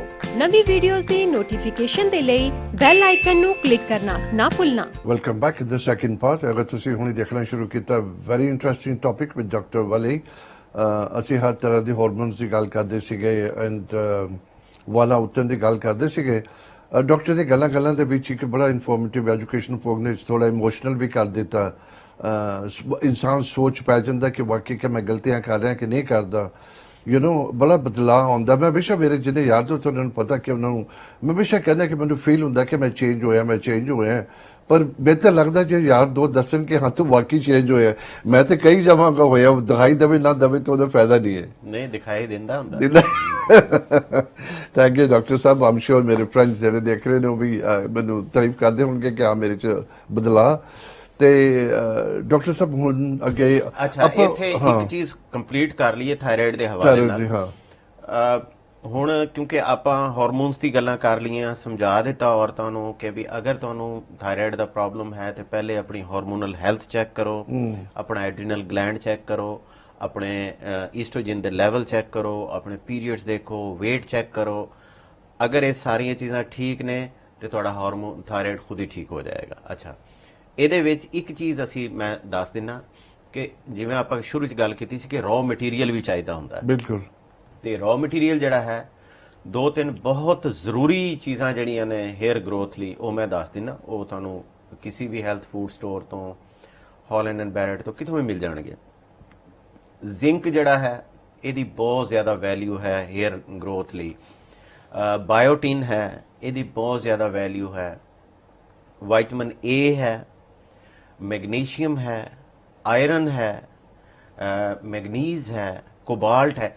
ਯਾਨੀ ਤੁਹਾਨੂੰ ਇਹ ਚਾਹੀਦਾ ਹੈ ਕਿ ਇੱਕ ਅੱਛਾ ਮਿਨਰਲ ਸਪਲੀਮੈਂਟ ਜਿਹਦੇ ਸਾਰੇ ਮਿਨਰਲ ਹੋਣ, ਉਹ ਲਾਜ਼ਮੀ ਹੇਅਰ ਫੋਲੀਕਲਸ ਲਈ, ਹੇਅਰ ਗਰੋਥ ਲਈ ਅੱਛਾ ਹੁੰਦਾ। ਕਾਪਰ ਬਹੁਤ ਜ਼ਰੂਰੀ ਹੈ ਤੇ ਇਹ ਲੈਣਾ ਮਸਟ ਹੈ। ਔਰ ਦੂਸਰੀ ਚੀਜ਼ ਜਿਹਦੀ ਕੇਅਰ ਕਰਨੀ ਹੈ, ਉਹ ਆਪਣਾ ਥਾਇਰਾਇਡ ਹਾਰਮੋਨ ਦਾ ਲੈਵਲ ਚੈੱਕ ਕਰੋ ਅਗਰ ਤੁਹਾਡੀ ਹੇਅਰ ਲਾਸ ਹੋ ਰਿਹਾ, ਔਰ ਐਡਰੀਨਲ ਗਲੈਂਡ ਦੀ ਹੈਲਥ ਚੈੱਕ ਕਰੋ। ਹੇਅਰ ਲਾਸ ਖੁਦ ਹੀ ਰੁਕ ਜਾਂਦਾ ਹੈ। ਬਹੁਤ ਅੱਛੇ। ਅਸੀਂ ਥੋੜਾ ਜਿਹਾ ਟੌਪਿਕ ਕਰਨਾ ਸੀ ਹੇਅਰ ਦੇ ਉੱਪਰ, ਪਰ ਡਾਕਟਰ ਸਾਹਿਬ ਨੇ ਤਕਰੀਬਨ ਸਾਰਾ ਪ੍ਰੋਗਰਾਮ ਹੀ ਹੇਅਰ ਦੇ ਉੱਪਰ ਕਰ ਦਿੱਤਾ। Thank you. ਆਮ ਰੀਅਲੀ ਉਮੀਦ ਰੱਖਦਾ ਕਿ ਤੁਸੀਂ ਐਪਰੀਸ਼ੀਏਟ ਕਰਦੇ ਹੋਵੋਗੇ ਕਿ ਡਾਕਟਰ ਸਾਹਿਬ ਦਾ ਅਸੀਂ ਕਦੇ ਕੋਈ ਗੱਲ ਇਗਨੋਰ ਨਹੀਂ ਕਰਦੇ। ਮੈਂ ਬਾਕੀ ਜਿਹੜੇ ਡਾਕਟਰ ਕਾਲ ਕਰਦੇ ਉਹਦੇ ਬਾਰੇ ਵੀ ਅਸੀਂ ਗੱਲ ਕਰਾਂਗੇ। ਇੱਕ ਪਹਿਲਾਂ ਕਾਲ ਲੈ ਲਈ ਅਸੀਂ। ਹੈਲੋ ਜੀ, ਸਤਿ ਸ਼੍ਰੀ ਅਕਾਲ। ਕੌਣ ਬੋਲਦੇ, ਕਿੱਥੋਂ ਬੋਲ ਰਹੇ ਹੋ? ਸਤਿ ਸ਼੍ਰੀ ਅਕਾਲ ਜੀ, ਮੈਂ ਬ੍ਰਹਮੀ ਕੰਮ ਤੋਂ ਬੋਲਦਾ। ਹਾਂਜੀ ਕੌਣ ਤੁਹਾਡਾ ਨਾਮ ਕੀ ਭਾਈ ਸਾਹਿਬ? ਭਾਜੀ ਮੈਂ ਨਾ ਸ਼ੋ ਨਹੀਂ ਕਰਨਾ ਚਾਹੁੰਦਾ ਜੀ। ਚਲੋ ਕੋਈ ਨਹੀਂ, ਬਿਲਕੁਲ ਕੋਈ ਦਿੱਕਤ ਨਹੀਂ, ਡੋਂਟ ਵਰੀ, ਦੈਟਸ ਆਲਰਾਈਟ। ਤੁਸੀਂ ਦੱਸੋ ਕੀ ਕਹਿਣਾ ਚਾਹੁੰਦੇ ਹੋ? ਮੈਂ ਕਹਿਣਾ ਚਾਹੁੰਦਾ ਮੈਂ ਕਾਫੀ ਟਾਈਮ ਤੋਂ ਜਿੱਦਾਂ ਮੈਂ ਡਾਕਟਰ ਵੱਲੀ ਸਾਹਿਬ ਕੋਲ ਜੀ ਦਵਾਈ ਲਿਆ ਤੇ ਮੈਂ ਪਹਿਲਾਂ ਕਾਫੀ ਟਾਈਮ ਆਪਣੇ ਇੰਡੀਆ ਵੀ ਚੈੱਕ ਕਰਾ ਕੇ ਆਇਆ। ਮੇਰਾ ਸਿਰ 'ਚ ਬਹੁਤ ਦਰਦ ਸੀ, ਹੱਡੀਆਂ 'ਚ ਜੋੜਾਂ 'ਚ ਬਹੁਤ ਦਰਦ ਸੀ ਜੀ, ਤੇ ਉਹਦਾ ਵੀ ਥੋੜੀ ਜਿਹਾ ਜਿਕਣਾ ਮਾੜੀ ਮੋਟੀ ਥੋੜੀ ਪ੍ਰੋਬਲਮ ਸੀ, ਠੀਕ ਹੈ। ਤੇ ਉਹਦੇ ਨਾਲ ਜਿਕਰ ਮੈਂ ਕਾਫੀ ਜਗ੍ਹਾ ਚੈੱਕ ਕਰਾਇਆ, ਕੋਈ ਮੈਨੂੰ ਦੱਸਦਾ ਸੀ ਸਟ੍ਰੈਸ 'ਚ ਆ ਤਦ ਹੁੰਦਾ ਆ, ਕਹਿੰਦਾ ਸੀ ਕਿ ਬਈ ਤੇਰੀਆਂ ਨਾੜਾਂ ਕਮਜ਼ੋਰ ਆ ਤਦ ਹੁੰਦੀਆਂ ਆ। ਤੇ ਫਿਰ ਮੇਰੇ ਮਾਮਾ ਜੀ ਨੇ ਮੈਨੂੰ ਦੱਸਿਆ ਸੀ ਕਿ ਬਈ ਡਾਕਟਰ ਵੱਲੀ ਕੋਲ ਉਹਦੇ ਨਾਲ ਗੱਲ ਕਰ ਤੇ ਕਾਫੀ ਚੰਗਾ ਇਲਾਜ ਹੈ ਜਿੱਦਾਂ ਨਾ। ਤੇ ਉਹਨਾਂ ਦਾ ਵੀ ਕੱਲ ਅਪਾਇੰਟਮੈਂਟ ਆਇਆ ਡਾਕਟਰ ਵੱਲੀ ਨਾਲ, ਉਹਨਾਂ ਨੇ ਜਾਣਾ। ਤੇ ਫਿਰ ਮੈਨੂੰ ਡਾਕਟਰ ਸਾਹਿਬ ਨੇ 3 ਮਹੀਨਿਆਂ ਦਾ ਕੋਰਸ ਦਿੱਤਾ ਸੀ ਖਾਣ ਨੂੰ, ਤੇ ਉਹਨਾਂ ਹੁਣ ਮੈਂ ਇੱਕਦਮ ਠੀਕ ਹੋ ਗਿਆ। ਮੈਂ ਕੰਮ ਤੇ ਵੀ ਨਹੀਂ ਜਾਂਦਾ ਸੀ, ਮੈਂ ਟੈਕਸੀ ਡਰਾਈਵਰ ਆ ਨਾ। ਅੱਛਾ ਜੀ। ਤੇ ਕੰਮ ਤੇ ਵੀ ਨਹੀਂ ਜਾਂਦਾ ਸੀ 2-3 ਘੰਟੇ ਕਰਕੇ ਤੇ ਮੈਂ ਆ ਜਾਂਦਾ ਸੀ। ਪਰ ਹੁਣ ਮੈਂ 12-12 ਘੰਟੇ ਵੀ ਕਰਦਾ ਆ, ਪਰਸੋਂ 17 ਘੰਟੇ ਵੀ ਲਾਏ ਆ ਕੰਮ ਤੇ। ਕੀ ਬਾਤ ਹੈ, ਕੀ ਬਾਤ ਹੈ। ਇੰਨਾ ਨਾ ਕਰੋ, ਮਿਹਰਬਾਨੀ ਕਰੋ, ਫਿਰ ਬਿਮਾਰ ਹੋ ਜਾਓਗੇ। ਭਾਈ ਸਾਹਿਬ ਠੀਕ ਹੈ, ਤੇ ਬੜੀ ਅੱਛੀ ਗੱਲ ਹੈ, ਤੁਸੀਂ ਜ਼ਰਾ ਕੰਮ ਕਰਨ ਲੱਗ ਗਏ ਹੋ, ਪਰ ਇੱਕਦਮ ਵੀ ਬਹੁਤੀ ਸਪੀਡ ਨਾ ਮਾਰੋ, ਆਸਤੇ ਆਸਤੇ ਫਿਰ ਸਪੀਡ ਪਕੜੀ ਦੀ ਹੈ। ਹਾਂਜੀ ਹਾਂਜੀ ਠੀਕ ਹੈ, ਬਹੁਤ ਡਾਕਟਰ ਸਾਹਿਬ ਤੁਹਾਨੂੰ ਪਤਾ ਲੱਗ ਗਿਆ? ਹਾਂਜੀ, ਥੈਂਕ ਯੂ ਵੈਰੀ ਮੱਚ, ਮੈਨੂੰ ਪਤਾ ਲੱਗ ਗਿਆ ਇਹਨਾਂ ਦਾ, ਥੈਂਕ ਯੂ। ਤੁਸੀਂ ਆ ਕੇ ਆਪਣਾ ਫੀਡਬੈਕ ਦਿੱਤਾ ਹੈ। ਬਾਕੀ ਇੱਕ ਰਿਕੁਐਸਟ ਮੈਂ ਕਰਾਂਗਾ ਕਿ ਤੁਸੀਂ ਹੁਣ ਤੁਹਾਡੀ ਬਾਡੀ ਖੜੀ ਹੋ ਗਈ ਹੈ, ਤੁਹਾਡਾ ਸਾਥ ਦੇ ਰਹੀ ਹੈ, ਤੁਸੀਂ ਕੰਮ ਵੀ ਕਰ ਰਹੇ ਹੋ, ਤੇ ਪਲੀਜ਼ ਆਪਣੇ ਰੈਸਟ ਦਾ ਖਿਆਲ ਜ਼ਰੂਰ ਰੱਖਣਾ। ਬਾਡੀ ਨੂੰ 7 ਤੋਂ 8 ਘੰਟੇ ਨੀਂਦ ਦੇਣੀ ਹੈ, ਫਿਰ ਇਹ ਤੁਹਾਡੇ ਨਾਲ ਖੜੀ ਰਹੇਗੀ, 100 ਸਾਲ ਤੱਕ ਤੁਹਾਨੂੰ ਤੰਗ ਨਹੀਂ ਕਰੇਗੀ। ਕੀ ਬਾਤ ਹੈ ਜੀ, ਕੀ ਬਾਤ ਹੈ। ਨਹੀਂ ਠੀਕ ਹੈ। ਵੈਸੇ ਡਾਕਟਰ ਸਾਹਿਬ ਜਿਹੜੀ ਡਾਈਟਿੰਗ ਵੀ ਦੱਸੀ ਤੁਸੀਂ, ਖਾਣ ਪੀਣ ਦੱਸਿਆ ਸੀ, ਉਹ ਵੀ ਨਾਲ weight ਵੀ ਘਟ ਗਿਆ ਆ। ਹਾਂ, ਵੈਰੀ ਨਾਈਸ, ਵੈਰੀ ਨਾਈਸ, ਠੀਕ ਹੈ, ਠੀਕ ਹੈ। ਬਹੁਤ ਬਹੁਤ ਧੰਨਵਾਦ ਹੈ ਨਾ। ਥੈਂਕ ਯੂ ਭਾਜੀ, ਥੈਂਕ ਯੂ, ਤੁਹਾਡੇ ਕਾਲ ਕਰਨ ਦਾ ਸ਼ੁਕਰਾਨਾ, ਬਹੁਤ ਸ਼ੁਕਰਾਨਾ ਤੁਹਾਡਾ, ਥੈਂਕ ਯੂ। ਇਸੇ ਤਰ੍ਹਾਂ ਕਾਲ ਚੱਲਣਾ ਦੇਖਦੇ ਰਹੋ, ਕੋਸ਼ਿਸ਼ ਕਰਾਂਗੇ ਅੰਦਰ ਦੇ ਅੱਛੇ ਪ੍ਰੋਗਰਾਮ ਲੈ ਕੇ ਆਈਏ। ਬਹੁਤ ਸ਼ੁਕਰਾਨਾ ਕਰਦੇ ਹਾਂ ਤੁਹਾਡਾ ਜੀ ਡਾਕਟਰ ਸਾਹਿਬ। ਹਾਂਜੀ, ਹੁਣ ਜਿਵੇਂ ਮੈਂ ਦੱਸ ਰਿਹਾ ਸੀ ਕਿ ਅਸੀਂ ਤੁਸੀਂ ਉਹ ਮੈਂ ਆਰਗੈਨਿਕ ਦੀ ਗੱਲ ਕਰ ਰਹੀ ਸੀ ਜੀ, ਉਹੀ ਗੱਲ ਹੋ ਰਹੀ ਸੀ ਕਿ ਕਿਉਂਕਿ ਔਰਤਾਂ ਦੇ ਉੱਤੇ ਤੁਸੀਂ ਫਿਰ ਮੈਨੂੰ ਪੁੱਛਿਆ ਸੀ ਕਿ ਕਿਉਂ ਔਰਤਾਂ ਨਾਲ ਹੀ ਜ਼ਿਆਦਾ ਇਹ ਜ਼ਿਆਦਤੀ ਹੋਈ ਹੈ, ਤੇ ਮੈਂ ਤੁਹਾਨੂੰ ਸਮਝਾ ਰਿਹਾ ਸੀ ਕਿ ਪੈਸਟੀਸਾਈਡ ਦੇ ਸਪਰੇ ਜਿਹੜੇ ਨੇ, ਇਹ ਜਿਹੜੀਆਂ ਖਾਦਾਂ ਨੇ, ਇਹਨਾਂ ਦਾ ਇਫੈਕਟ ਹੀ ਹਾਰਮੋਨਸ ਤੇ ਹੁੰਦਾ ਹੈ। ਤੇ ਅਸੀਂ ਤੇ ਇਸੀ ਮਾਮਲੇ ਲਈ ਤੁਹਾਨੂੰ ਵੀ ਪਿਛਲੀ ਦਫਾ ਬੁਲਾਇਆ ਸੀ, ਇਨਵਾਈਟ ਕੀਤਾ ਸੀ। ਬਿਲਕੁਲ ਬਿਲਕੁਲ। ਕਿ ਸਪੇਨ ਦੇ ਵਿੱਚ ਅਸੀਂ ਤੇ ਹਰ ਕਿਸੇ ਨੂੰ ਮੈਂ ਕਹਿ ਰਿਹਾ, ਹੁਣ 2 ਸਾਲ ਹੋ ਗਏ ਨੇ ਇੱਥੋਂ ਵੀ ਅਕਾਲ ਦੇ ਪਲੇਟਫਾਰਮ ਤੋਂ ਵੀ, ਕਿ ਗੱਲ ਇਹ ਹੈ ਪੌਲ ਜੀ, ਜਾਂ ਤੁਸੀਂ ਪੈਸੇ ਆਪਣੀ ਬਾਡੀ ਤੇ ਲਾ ਲਓ ਔਰ ਤਕਲੀਫਾਂ ਤੋਂ ਦੁੱਖਾਂ ਤੋਂ ਬਚੋ, ਚੰਗੀ ਖੁਰਾਕ ਖਾਓ, ਬਿਹਤਰੀਨ ਕਿਸਮ ਦੀ ਚੀਜ਼ ਖਾਓ, ਸਾਫ਼ ਸੁਥਰੀ, ਜਾਂ ਫਿਰ ਬਿਮਾਰ ਹੋਵੋ ਤੇ ਡਾਕਟਰਾਂ ਦੇ ਚੱਕਰ ਲਾਓ, ਫਿਰ ਕੰਮ ਵੀ ਨਹੀਂ ਕਰ ਸਕੋਗੇ, ਤੁਹਾਡੀ ਬਾਡੀ ਤੁਹਾਨੂੰ ਕੁਝ ਵਾਪਸ ਵੀ ਨਹੀਂ ਦੇਗੀ।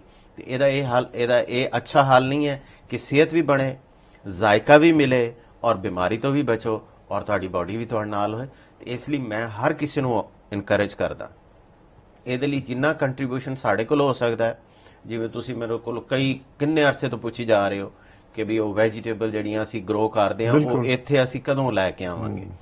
ਤੇ ਅਸੀਂ ਹੁਣ ਜਿਵੇਂ ਮੈਂ ਤੁਹਾਨੂੰ ਦੱਸ ਰਿਹਾ ਸੀ ਲਾਸਟ ਵੀਕ, ਜ਼ਿਆਦਾ ਤੇ ਸਾਡੇ ਕੋਲ ਨਹੀਂ ਹੈ ਜਗ੍ਹਾ, 10 ਹੈਕਟਰ ਜਗ੍ਹਾ ਹੈ ਸਾਰੀ, ਤੇ ਅਸੀਂ ਜਿੰਨੀ ਕੁ ਵੈਜੀਟੇਬਲ ਫਿਲਹਾਲ ਅਸੀਂ ਇਨੀਸ਼ੀਅਲੀ ਇਹ ਸਮਝ ਲਓ ਕਿ 100 ਪੇਸ਼ੈਂਟਸ ਨੂੰ ਅਸੀਂ ਲੰਡਨ ਏਰੀਆ ਦੇ ਵਿੱਚ, ਔਰ ਲੰਡਨ ਚ ਵੀ ਸਾਊਥ ਹਾਲ, ਸਲਾਓ ਔਰ ਹੰਸਲੋ ਏਰੀਆ ਦੇ ਵਿੱਚ, ਸਾਡੇ ਏਰੀਆ ਦੇ ਕੋਲ ਚਲੋ ਠੀਕ ਹੈ, ਉੱਥੇ ਹੀ ਅਸੀਂ 100 ਪੇਸ਼ੈਂਟਸ ਨੂੰ ਦਿਆ ਕਰਾਂਗੇ, ਜਿਹੜੀ ਅਸੀਂ ਸਾਡੇ ਫਾਰਮ ਤੇ ਗਰੋ ਹੁੰਦੀ ਹੈ ਵੈਜੀਟੇਬਲ ਜਾਂ ਫਰੂਟ ਹੈ ਜਾਂ ਗ੍ਰੇਨਸ ਨੇ, ਮਤਲਬ ਚਨੇ ਅਸੀਂ ਲਗਾਏ ਨੇ, ਮੱਕੀ ਹੈ, ਉਹਦੀ ਜਿਹੜੀ ਕੁਆਲਿਟੀ ਹੈ ਤੁਸੀਂ ਦੇਖ ਕੇ ਆਏ ਹੋ।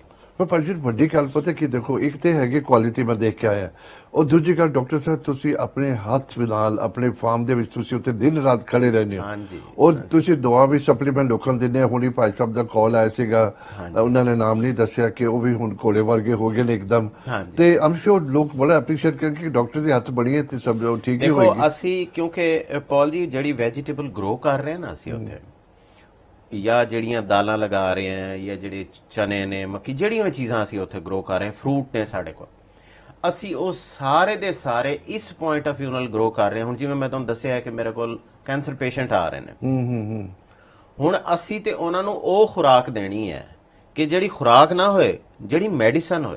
ਕੀ ਬਾਤ ਹੈ, ਸਮਝਿਓ ਨਾ ਬਿਲਕੁਲ ਕਿ ਸਮਝ ਉਹਨਾਂ ਨੂੰ ਖਾਂਦੇ ਹੋਏ ਮਜ਼ਾ ਆਏ, ਟੇਸਟ ਮਿਲੇ, ਉਹਨਾਂ ਦਾ ਦਿਲ ਕਰੇ ਮੈਂ ਰੱਜ ਕੇ ਖਾਵਾਂ ਔਰ ਉਹਨਾਂ ਨੂੰ ਉਹ ਦਵਾਈ ਦੀ ਤਰ੍ਹਾਂ ਜਾ ਕੇ ਠੀਕ ਕਰੇ। ਮਜ਼ਾ ਤੇ ਇਹ ਹੈ ਨਾ। ਅਸੀਂ ਇਸ ਚੀਜ਼ ਨੂੰ ਰੱਖ ਕੇ ਜਦੋਂ ਮੈਂ ਇਹ ਫਾਰਮ ਵੀ ਲਿਆ ਸੀ ਔਰ ਇਹਦੀ ਪੂਰੀ ਇੱਕ ਪਲੈਨਿੰਗ ਕੀਤੀ, ਇਹਦੇ ਵਿੱਚ ਚੇਂਜਸ ਕੀਤੀਆਂ। ਇਹਦੇ ਵਿੱਚ ਤੁਹਾਨੂੰ ਪਤਾ ਹੈ ਕਿ ਸਕਾਟਲੈਂਡ ਵਿੱਚੋਂ ਇੱਕ ਖਾਸ ਕਿਸਮ ਦੀ ਮੈਂ ਹਮੇਸ਼ਾ ਯਾਦ ਕਰਦਾ ਗੱਲ ਨੂੰ, ਮਿੱਟੀ ਤੁਸੀਂ ਮੰਗਵਾਉਂਦਾ ਮੈਂ ਮਿੱਟੀ ਮੰਗਾਈ ਹੈ। ਕੰਟੇਨਰ ਭਰਵਾ ਕੇ, ਇਤਨੀ ਐਕਸਪੈਂਸਿਵ ਹੈ ਉਹਨੂੰ ਮੈਂ ਹਰ ਸਾਲ ਮਿਕਸ ਕਰਦਾ। ਵੋਲਕੈਨਿਕ ਰੌਕ ਡਸਟ ਜਿਹੜੀ ਹੁੰਦੀ ਹੈ ਉਹ ਇੱਕ ਤਰ੍ਹਾਂ ਦਾ ਮੈਂ ਆਪਣੀ ਜ਼ਮੀਨ ਨੂੰ ਹਰ ਸਾਲ ਸਪਲੀਮੈਂਟ ਦੇਣਾ ਵਿਟਾਮਿਨ ਦੇ। ਉਹਦੇ ਚ 72 ਡਿਫਰੈਂਟ ਕਿਸਮ ਦੇ ਮਿਨਰਲਸ ਨੇ, ਠੀਕ ਹੈ ਨਾ। ਉਹ ਫਿਰ ਜਦੋਂ ਹੁਣ ਤੁਸੀਂ ਇਹ ਦੇਖ ਲਓ ਪੌਲ ਜੀ, ਇਹ ਕੋਈ ਮੈਂ ਮਾਮੂਲੀ ਗੱਲ ਨਹੀਂ ਕਰ ਰਿਹਾ। ਕੋਈ ਮੈਂ ਕਹਿੰਦਾ ਦੁਨੀਆ ਦਾ ਇਹ ਮੈਂ ਚੈਲੰਜ ਦੇ ਰਿਹਾ ਇੱਥੇ ਬੈਠ ਕੇ, ਆਨਲਾਈਨ ਪੂਰੀ ਦੁਨੀਆ ਜਾ ਰਿਹਾ ਹੈ। ਕੋਈ ਗਰੋਅਰ ਆ ਜਾਏ ਔਰ ਮੇਰੇ ਸਾਹਮਣੇ ਬੈਠੇ ਕਿ 2 ਸਾਲ ਤੋਂ ਉਹ ਸਬਜ਼ੀਆਂ ਲਗਾ ਰਿਹਾ ਆਪਣੇ ਫਾਰਮ ਵਿੱਚ ਔਰ ਇੱਕ ਵੀ ਦਿਨ ਇਹੋ ਜਿਹਾ ਨਹੀਂ ਆਇਆ ਕਿ ਜਦੋਂ ਉਹਦੀ ਕਿਸੇ ਫਸਲ ਨੂੰ ਕੀੜਾ ਅਟੈਕ ਕਰ ਗਿਆ ਹੋਵੇ। ਸਾਡੇ ਫਾਰਮ ਤੇ ਕੀੜਾ ਨਹੀਂ ਆਉਂਦਾ, ਕਦੇ ਵੀ ਨਹੀਂ ਆਉਂਦਾ। ਉਹਦੀ ਵਜ੍ਹਾ ਕੀ ਹੈ ਕਿ ਅਸੀਂ ਉਸ ਸੋਇਲ ਨੂੰ ਇਤਨਾ ਸਟਰੋਂਗ ਕਰ ਦਿੱਤਾ ਹੈ ਕਿ ਉਹਦੇ 'ਚ ਜਿਹੜੀ ਫਸਲ ਨਿਕਲਦੀ ਹੈ ਨਾ ਪੌਲ ਜੀ, ਇਹ ਉਹ ਫਿਲਾਸਫੀ ਹੈ ਜਿਹੜੀ ਅਸੀਂ ਵੀ ਦੇ ਰਹੇ ਹਾਂ। ਮੈਂ ਰੋਜ਼ ਕਹਿੰਦਾ ਨਾ ਕਿ ਤੁਸੀਂ ਸਪਲੀਮੈਂਟ ਖਾਓ, ਵਿਟਾਮਿਨ ਖਾਓ, ਚੰਗੀ ਖੁਰਾਕ ਖਾਓ ਤਾਂ ਕਿ ਤੁਹਾਡੀ ਬਾਡੀ ਜਿਹੜੀ ਹੈ ਉਹ ਇੰਨੀ ਸਟਰੋਂਗ ਹੋ ਜਾਏ ਕਿ ਬਿਮਾਰੀ ਨੂੰ ਨੇੜੇ ਹੀ ਨਾ ਆਣ ਦੇਵੇ। ਐਗਜ਼ੈਕਟਲੀ ਇਹੀ ਅਸੂਲ ਪਲਾਂਟਸ ਤੇ ਅਪਲਾਈ ਹੁੰਦਾ ਹੈ ਕਿ ਤੁਸੀਂ ਪਲਾਂਟ ਦੀ ਹਰ ਜ਼ਰੂਰਤ ਉਸ ਸੋਇਲ ਤੋਂ ਉਹਨੂੰ ਮਿਲ ਜਾਏ। ਜੋ ਚੀਜ਼ਾਂ ਚਾਹੀਦੀਆਂ ਨੇ ਇੱਕ ਪੌਦੇ ਨੂੰ, ਚਾਹੇ ਉਹ ਕਰੇਲੇ ਦਾ ਪੌਦਾ ਹੈ, ਚਾਹੇ ਉਹ ਭਿੰਡੀ ਦਾ ਹੈ, ਚਾਹੇ ਉਹ ਸ਼ਲਜਮ ਹੈ, ਚਾਹੇ ਗੋਭੀ ਹੈ, ਅਗਰ ਉਸ ਪੌਦੇ ਨੂੰ ਉਹਦੇ ਰਿਕੁਆਇਰਡ ਕੈਮੀਕਲ ਮਿਲ ਜਾਣ, ਮਿਨਰਲ ਮਿਲ ਜਾਣ, ਪੌਲ ਜੀ ਹਰ ਪੌਦਾ ਇੱਕ ਖਾਸ ਕਿਸਮ ਦਾ ਕੈਮੀਕਲ ਬਣਾਉਂਦਾ ਹੈ ਜਿਹਦੇ ਨਾਲ ਉਹਨਾਂ ਕੀੜਿਆਂ ਦਾ ਮੁਕਾਬਲਾ ਕਰ ਲੈਂਦਾ। ਕੀੜੇ ਆਉਂਦੇ ਹੀ ਨਹੀਂ ਹੈ ਅਗਰ ਪੌਦਾ ਸਿਹਤਮੰਦ ਹੋਵੇ। ਜਿਸ ਤਰ੍ਹਾਂ ਹੁਣ ਤੁਸੀਂ ਗੱਲ ਕਰਦੇ ਹੋ, ਪਹਿਲੇ ਤਾਂ ਤੁਹਾਨੂੰ ਨੌਲੇਜ ਹੈ ਹਰ ਚੀਜ਼ ਦੀ ਮੈਡੀਕਲ ਸਾਈਡ ਦੇ ਉੱਪਰ, ਫਿਰ ਤੁਸੀਂ ਉਸੇ ਤਰ੍ਹਾਂ ਫਾਰਮ 'ਚ ਵੀ ਜਾ ਕੇ ਕਰਦੇ ਹੋ, ਉਹ ਖੁਰਾਕ ਦੀ ਸਪਲੀਮੈਂਟ ਦਿੰਦੇ ਹੋ ਉਹਨੂੰ। ਪਰ ਜੇ ਆਮ ਜਿੰਨਾ ਵੀ ਕੋਈ ਹੋਏਗਾ ਇਦਾਂ ਦਾ ਕੰਮ ਕਰਦਾ, ਉਹ ਸ਼ਾਰਟਕਟ ਮਾਰਦੇ ਨੇ, ਹਾਂਜੀ। ਇੰਨੀ ਮਿਹਨਤ ਨਹੀਂ ਕਰਨਗੇ, ਇੰਨਾ ਪੈਸਾ ਨਹੀਂ ਕਰਨਗੇ, ਬਿਕੋਜ਼ ਉਹਨਾਂ ਦਾ ਐਂਡ ਦੇ ਡੇ ਉਹ ਦੇਖਦੇ ਨੇ ਆਪਣਾ ਮਾਰਜਿਨ ਪ੍ਰੋਫਿਟ ਕੀ ਹੁੰਦਾ ਹੈ। ਉਹ ਮਿਸ਼ਨ ਤੋਂ ਜ਼ਿਆਦਾ ਉਹਨਾਂ ਦੀ ਅਰਨਿੰਗ ਵੱਲ ਤਵੱਜੋ ਹੁੰਦੀ ਹੈ। ਦੇਖੋ ਪੌਲ ਜੀ, ਅਰਨਿੰਗ ਤੇ ਮੈਨੂੰ ਵੀ ਮਿਲੇਗੀ, ਬਿਲਕੁਲ ਸਹੀ ਐਸੀ ਗੱਲ ਨਹੀਂ ਹੈ। ਹਾਂ, ਲੇਕਿਨ ਅਗਰ ਤੁਸੀਂ ਉਹ ਕੰਮ ਇਮਾਨਦਾਰੀ ਨਾਲ ਕਰੋ, ਕਮਿਟਮੈਂਟ ਨਾਲ ਔਰ ਇਹ ਸੋਚ ਕੇ ਕਰੋਗੇ ਕਿ ਇਹ ਜਿਹੜੇ ਮੈਂ ਕੱਦੂ ਗਰੋ ਕਰ ਰਿਹਾ ਜਾਂ ਇਹ ਭਿੰਡੀ ਹੈ ਜਾਂ ਇਹ ਕਰੇਲਾ ਹੈ, ਇਹ ਮੇਰੇ ਬੇਟੇ ਨੇ ਖਾਣਾ ਹੈ, ਇਹ ਮੇਰੀ ਬੇਟੀ ਨੇ ਖਾਣਾ ਹੈ, ਇਹ ਮੇਰੀ ਵਾਈਫ ਨੇ ਖਾਣਾ ਹੈ, ਮੈਂ ਉਹਦਾ ਖਿਆਲ ਰੱਖਾਂਗਾ, ਮੈਂ ਵੀ ਖਾ ਰਿਹਾ ਹਾਂ, ਠੀਕ ਹੈ ਨਾ। ਅਸੀਂ ਜਿਹੜੀ ਉੱਥੇ ਚੀਜ਼ਾਂ ਵੈਜੀਟੇਬਲ ਜਾਂ ਫਰੂਟ ਜਾਂ ਗ੍ਰੇਨਸ ਗਰੋ ਕਰ ਰਹੇ ਹਾਂ ਨਾ, ਅਸੀਂ ਉਹ ਇਸ ਪੁਆਇੰਟ ਆਫ View ਨਾਲ ਗਰੋ ਕਰ ਰਹੇ ਹਾਂ ਕਿ ਅਸੀਂ ਆਪਣੇ ਪੇਸ਼ੈਂਟਸ ਨੂੰ ਦੇਣਾ ਹੈ। ਹੁਣ ਤੁਸੀਂ ਦੇਖੋ ਨਾ, ਅਗਰ ਕੋਈ ਮੇਰੇ ਕੋਲ ਕੈਂਸਰ ਪੇਸ਼ੈਂਟ ਇਹੋ ਜਿਹਾ ਆ ਰਿਹਾ ਜਦੋਂ ਮੈਂ ਤੁਹਾਨੂੰ ਦੱਸਿਆ ਨੈਕਸਟ ਵੀਕ, ਉਹਨਾਂ ਨੂੰ 에ਅਰਲਾਈਨ ਨਹੀਂ ਲੈ ਰਹੀ ਹੈ ਕਿਉਂਕਿ ਉਹਨਾਂ ਦੀ ਕੰਡੀਸ਼ਨ ਐਸੀ ਹੈ ਕਿ 에ਅਰਲਾਈਨ ਨੇ ਉਹਨਾਂ ਨੂੰ ਕਿਹਾ ਕਿ ਅਸੀਂ ਤੁਹਾਨੂੰ ਫਲਾਈਟ ਨਹੀਂ ਫਲਾਈ ਕਰ ਸਕਦੇ। ਉਹ ਹੁਣ ਬਾਈ ਰੋਡ 2-3 ਦਿਨ ਦਾ ਟਰੈਵਲ ਕਰਕੇ ਅਗਰ ਆਣਾ ਚਾਹੁੰਦੇ ਨੇ ਤਾਂ ਬੜੀ ਹੋਪ ਲੈ ਕੇ ਆ ਰਹੇ ਨੇ ਨਾ। ਬਹੁਤ ਤੇ ਮੈਂ ਤੇ ਇਹ ਕਰਾਂਗਾ ਕਿ ਮੈਂ ਇੱਕ ਸੈਕਿੰਡ ਜਿਹੜਾ ਹੈ ਉਹ ਉਹਨਾਂ ਤੇ ਤਵੱਜੋ ਦੇਵਾਂ ਔਰ ਉਹਨਾਂ ਦੀ ਬਾਡੀ 'ਚ ਕੋਈ ਇਹੋ ਜਿਹੀ ਚੀਜ਼ ਜਾਣ ਹੀ ਨਾ ਦੇਵਾਂ ਜਿਹੜਾ ਉਹਨਾਂ ਦੇ ਪ੍ਰੋਬਲਮ ਨੂੰ ਵਧਾਏ। ਮੈਂ ਤੇ ਹਰ ਕੰਮ ਉਹ ਕਰਾਂਗਾ ਨਾ ਜਿਹਦੇ ਨਾਲ ਉਹਨਾਂ ਦਾ ਪ੍ਰੋਬਲਮ ਘਟੇ। ਠੀਕ ਹੈ ਨਾ। ਤੇ ਅਸੀਂ ਤੇ ਉਹ ਜਿਹੜੀ ਫੂਡ ਗਰੋ ਕਰ ਰਹੇ ਹਾਂ ਉਹਦੇ ਲਈ ਤੇ ਸਾਡੀ ਥਿੰਕਿੰਗ ਹੀ ਡਿਫਰੈਂਟ ਹੈ, ਉਹ ਕਮਰਸ਼ੀਅਲ ਥਿੰਕਿੰਗ ਨਹੀਂ ਹੈ। ਲੇਕਿਨ ਕਿਉਂਕਿ ਸਾਡੇ ਤੇ ਪ੍ਰੈਸ਼ਰ ਬਹੁਤ ਹੈ, ਰੋਜ਼ ਪੇਸ਼ੈਂਟ ਫੋਨ ਕਰਦੇ ਨੇ, ਹਾਂਜੀ ਤੁਸੀਂ ਕਹਿੰਦੇ ਆਰਗੈਨਿਕ ਲਓ, ਆਰਗੈਨਿਕ ਦਿਓ ਸਾਨੂੰ ਆਰਗੈਨਿਕ। ਅਸੀਂ ਫਿਲਹਾਲ ਵਕਤੀ ਤੌਰ ਤੇ ਸਿਰਫ 100 ਪੇਸ਼ੈਂਟ ਲਈ, ਉਹ ਹੁਣ ਮੈਂ ਸਾਰਿਆਂ ਨੂੰ ਰਿਕੁਐਸਟ ਕਰਾਂਗਾ ਕਿ ਅਗਰ ਕੋਈ ਇੰਟਰਸਟਿਡ ਹੈ ਵੀਕਲੀ ਬੇਸ ਤੇ ਉਹਨਾਂ ਨੂੰ ਉਹਨਾਂ ਦੇ ਘਰ ਡਿਲੀਵਰੀ ਹੋਏਗੀ ਔਰ ਅਸੀਂ ਇਹਦੇ ਚ ਪੌਲ ਜੀ ਇਹ ਕਰ ਰਹੇ। ਹੁਣ ਇਸ ਤੋਂ ਜ਼ਿਆਦਾ ਸਰਵਿਸ ਕੀ ਕਰ ਸਕਦੇ ਹਾਂ ਕਿ ਜਿਸ ਰੇਟ ਤੇ ਤੁਹਾਨੂੰ ਸਬਜ਼ੀ ਇੱਥੇ ਮਿਲਦੀ ਹੈ ਨਾ, ਉਹ ਡਾਕਟਰ ਦੀ ਅਗਵਾਈ ਉਸੇ ਰੇਟ ਤੇ ਮੈਂ ਆਰਗੈਨਿਕ ਦੇਵਾਂਗਾ। ਹੋਰ ਮੈਂ ਇਸ ਤੋਂ ਜ਼ਿਆਦਾ ਸਰਵਿਸ ਕੀ ਦੇ ਸਕਦਾ, ਤੁਸੀਂ ਦੱਸੋ। ਜੋ ਆਪਾਂ ਗੱਲ ਜਾਰੀ ਰੱਖਦੇ ਹਾਂ, ਪਹਿਲੇ ਕਾਲ ਲੈ ਲਈਏ। ਹੈਲੋ ਜੀ, ਸਤਿ ਸ਼੍ਰੀ ਅਕਾਲ, ਕੌਣ ਬੋਲ ਰਹੇ ਹੋ ਜੀ? मेरा नाम ना करतार है। ਹਾਂਜੀ, ਕਿੱਥੋਂ ਬੋਲ ਰਹੇ ਹੋ? हाँ जी, ਕਿੱਥੋਂ ਬੋਲ ਰਹੇ ਹੋ? लंदन तो एशफोर्ड। अच्छा, हाँ जी, स्वागत कर रहे हैं लंदन, हाँ जी। जी भैन जी, की पूछना चाहते हैं? मैं ਮੈਂ ਡਾਕਟਰ ਸਾਹਿਬ ਨਾਲ ਉਹਨਾਂ ਕੋਲ ਮੈਂ ਟ੍ਰੀਟਮੈਂਟ ਲੈ ਰਹੀ ਹਾਂ। ਮੈਂ ਉਹਨਾਂ ਨਾਲ ਜਰਾ ਗੱਲ ਕਰਦੀ ਸੀ ਉਹਨਾਂ ਦੀ। ਹਾਂਜੀ ਹਾਂਜੀ ਕਰੋ, ਸੁਣ ਰਹੇ ਨੇ, ਮੇਰੇ ਕੋਲ ਹੀ ਬੈਠੇ, ਬਿਲਕੁਲ ਸੁਣ ਰਹੇ ਹੋ। ਸੁਣਦੇ ਪਏ ਕਰਾਂ ਗੱਲ ਕਿ ਉਹ ਹਲੇ ਬਿਲकुल बिल्कुल खुल के करो भैन जी, खुल के करो। ਉਹ ਹਲੇ ਗੱਲ ਕਰ ਰਹੇ ਨੇ। ਨਹੀਂ ਮੈਂ ਸੁਣ ਰਿਹਾ ਹਾਂ ਤੁਹਾਡੀ ਗੱਲ। ਅੱਛਾ ਅੱਛਾ, ਸਤਿ ਸ਼੍ਰੀ ਅਕਾਲ ਡਾਕਟਰ ਸਾਹਿਬ। ਸਤਿ ਸ੍ਰੀ ਅਕਾਲ, ਥੈਂਕ ਤੁਸੀਂ ਯੂ ਪਛਾਣਿਆ ਮੈਨੂੰ? ਜੀ। ਮੇਰੀ ਆਵਾਜ਼ ਬੜੀ ਡਿਸਟਿੰਕਟਿਵ ਹੈ, ਸਾਰੇ ਪਛਾਣ ਲੈਂਦੇ ਨੇ। ਹਾਂਜੀ ਹਾਂਜੀ ਹਾਂਜੀ, ਮੇਰਾ ਨਾਮ ਕਰਤਾਰ ਹੈ। ਮੈਂ ਤੁਹਾਡੇ ਕੋਲ ਆਈ ਸੀ 1 ਮਹੀਨਾ ਹੋਇਆ ਜੀ, ਲਾਸਟ ਮੰਥ ਹਾਲੇ ਕੱਲ 1 ਮਹੀਨਾ ਹੋਇਆ ਤੁਹਾਡੀ ਜਿਹੜਾ ਤੁਸੀਂ ਮੈਨੂੰ ਦਵਾਈਆਂ ਦਿੱਤੀਆਂ ਜੀ। ਤੁਸੀਂ ਬਿਲੀਵ ਕਰੋ, ਮੈਂ ਸਿਰਫ ਤੁਹਾਨੂੰ ਇੰਨਾ ਹੀ ਕਹਿਣਾ ਚਾਹੁੰਦੀ ਹਾਂ ਕਿ ਸਾਡੇ ਗੁਰੂ ਨਾਨਕ ਦੇਵ ਜੀ ਦਾ ਬਰਥਡੇ 550 ਸਾਲਾ ਆ ਰਿਹਾ ਨਾ, ਤੇ ਅਸੀਂ ਜਾਣਾ ਚਾਹੁੰਦੇ ਹਾਂ ਕਿ ਜਾ ਕੇ ਮਿਲੀਏ, ਦੇਖੀਏ, ਤੰਦਰੁਸਤ ਹੋਈਏ। ਤੇ ਮੈਨੂੰ ਲੱਗਦਾ ਹੈ ਕਿ you are a gift to us all the communities. ਸਾਡਾ ਭਲਾ ਕਰਨ ਵਾਸਤੇ ਗੁਰੂ ਨਾਨਕ ਹਰ ਜਗ੍ਹਾ ਨਹੀਂ ਆ ਸਕਦੇ, ਉਹ ਆਪਣੇ ਫਰਿਸ਼ਤੇ ਭੇਜਦੇ ਨੇ। To me you are that disciple of his ਜਿਹੜਾ ਸਾਡਾ ਭਲਾ ਕਰਨ ਵਾਸਤੇ ਆਏ ਨੇ। क्या बात है। ਡੈਫੀਨਿਟਲੀ 100% ਮੈंने ਆਪਣੇ ਆਪ ਨੂੰ ਪ੍ਰਪੇਅਰ ਕਰ ਰਹੀ ਕਿ 55 ਜਿਹੜਾ ਉਹਨਾਂ ਦਾ ਗੁਰਪੁਰਬ ਆ ਰਿਹਾ ਨਾ, ਮੈਂ ਉੱਥੇ ਜਾਵਾਂ, ਆਪਣੀ ਮੇਰੀ ਹੈਲਥ ਜਸਤੀ ਠੀਕ ਹੋਏ। ਔਰ ਤੁਹਾਡੀ ਜਿਹੜੀ ਮੈਂ ਦਵਾਈ ਦੇ ਰਹੀ ਨਾ, ਮੇਰੀ 82 ਦੀ ਡਾਇਬੈਟਿਕ ਮੇਰੀ ਕੰਟਰੋਲ ਨਹੀਂ ਸੀ ਹੋਈ। ਜਿਸ ਤਰ੍ਹਾਂ ਤੁਸੀਂ ਮੈਨੂੰ ਦੱਸਿਆ ਸੀ ਕਿ ਤੁਹਾਡੀ ਮੈਂ ਇਨਸੂਲਿਨ ਛੁੱਟ ਜਾਏਗੀ, ਉਹ ਉਸ ਪਾਸੇ ਮੈਂ ਜਾ ਰਹੀ ਹਾਂ। ਹਲੇ 1 ਮਹੀਨਾ ਹੋਇਆ ਮੈਨੂੰ ਦਵਾਈ ਲੱਗੀ ਨੂੰ, ਜਾਸਤੀ ਦੇਰ ਵੀ ਨਹੀਂ ਹੋਈ। ਹਾਲੇ ਹੋਰ ਅੱਗੇ ਇੰਪਰੂਵਮੈਂਟ ਹੋਏਗੀ। ਬਲੱਡ ਪ੍ਰੈਸ਼ਰ ਥੋੜਾ ਫਲਕਚੁਏਟ ਹੈ, ਪਰ ਉਹ ਵੀ ਮੈਨੂੰ ਲੱਗਦਾ ਠੀਕ ਹੋ ਜਾਏਗਾ ਜਦੋਂ ਖਾਈ ਜਾਵਾਂਗੀ ਦਵਾਈਆਂ। ਤੇ ਬਸ ਮੈਂ ਤੁਹਾਡਾ ਬਹੁਤ ਬਹੁਤ ਸ਼ੁਕਰਾਨਾ ਕਰਨਾ ਹੈ ਕਿ you are a gifted person. And ਤੁਹਾਡਾ ਮੇਰਾ ਆਪਣੇ ਹੱਥ ਸਾਰਿਆਂ ਦੇ ਸਿਰ ਤੇ ਰਹੇ। ਔਰ ਡੈਫੀਨਿਟਲੀ ਜੇ ਤੁਹਾਡਾ ਫੇਥ ਹੈ, ਜਿਸ ਤਰ੍ਹਾਂ ਤੁਸੀਂ ਕਹਿੰਦੇ ਜਿੱਦਾਂ ਭਗਤੀ ਕਰੀ ਨਾ, ਭਗਤੀ ਵਾਂਗਰ ਤੁਹਾਡੇ ਦਵਾਈਆਂ ਖਾਈਏ, ਤੇ ਕੋਈ ਸ਼ੱਕ ਨਹੀਂ ਕਿ ਸਾਡੀਆਂ ਜਿਹੜੇ ਮੇਰੇ ਡਰੱਗਸ ਤੁਸੀਂ ਦੇਖੋ ਇੰਨੇ ਬੜੇ ਡਰੋਸ ਰੱਖੇ, ਮੈਂ ਟੱਚ ਨਹੀਂ ਕੀਤਾ ਕੋਈ, ਸਿਰਫ ਤੁਹਾਡੀਆਂ ਦਵਾਈਆਂ ਤੇ ਜਾ ਰਹੀ ਹੈ। ਔਰ ਜਿੰਨੀਆਂ ਮੈਨੂੰ ਬਿਮਾਰੀਆਂ ਮੈਂ ਜੇ ਲਿਸਟ ਕਰਨ ਲੱਗਾ, ਤੁਹਾਡਾ programme long enough nahi. I've had a bypass, I've got, named the problems, thyroid, diabetes, arthritis, critical hip replacement. ਤੇ ਮੈਨੂੰ ਲੱਗਦਾ ਸੀ ਜਦ ਤੁਸੀਂ ਮੈਨੂੰ ਕਿਹਾ ਵੀ ਨਾ, ਮੈਂ ਤੁਹਾਨੂੰ ਬਿਲੀਵ ਨਹੀਂ ਕੀਤਾ ਉਦੋਂ ਕਿ ਰੀਅਲੀ ਮੇਰੀ ਇਨਸੂਲਿਨ ਚ ਮੈਂ ਠੀਕ ਹੋ ਸਕਦੀ। ਉਹ ਤਾਂ ਹੁਣ ਮੈਂ ਪ੍ਰਪੇਅਰ ਕਰ ਰਹੀ ਸੀ ਕਿ 4 ਇੰਜੈਕਸ਼ਨ ਲੈ, ਦਿਨ ਦੇ ਜਦੋਂ ਖਾਏ ਉਦੋਂ ਇੰਜੈਕਸ਼ਨ ਲੈ, ਤਾਂ ਕਿ ਤੇਰੀ ਬਲੱਡ ਸ਼ੂਗਰ ਹਾਈ ਨਾ ਹੋਏ।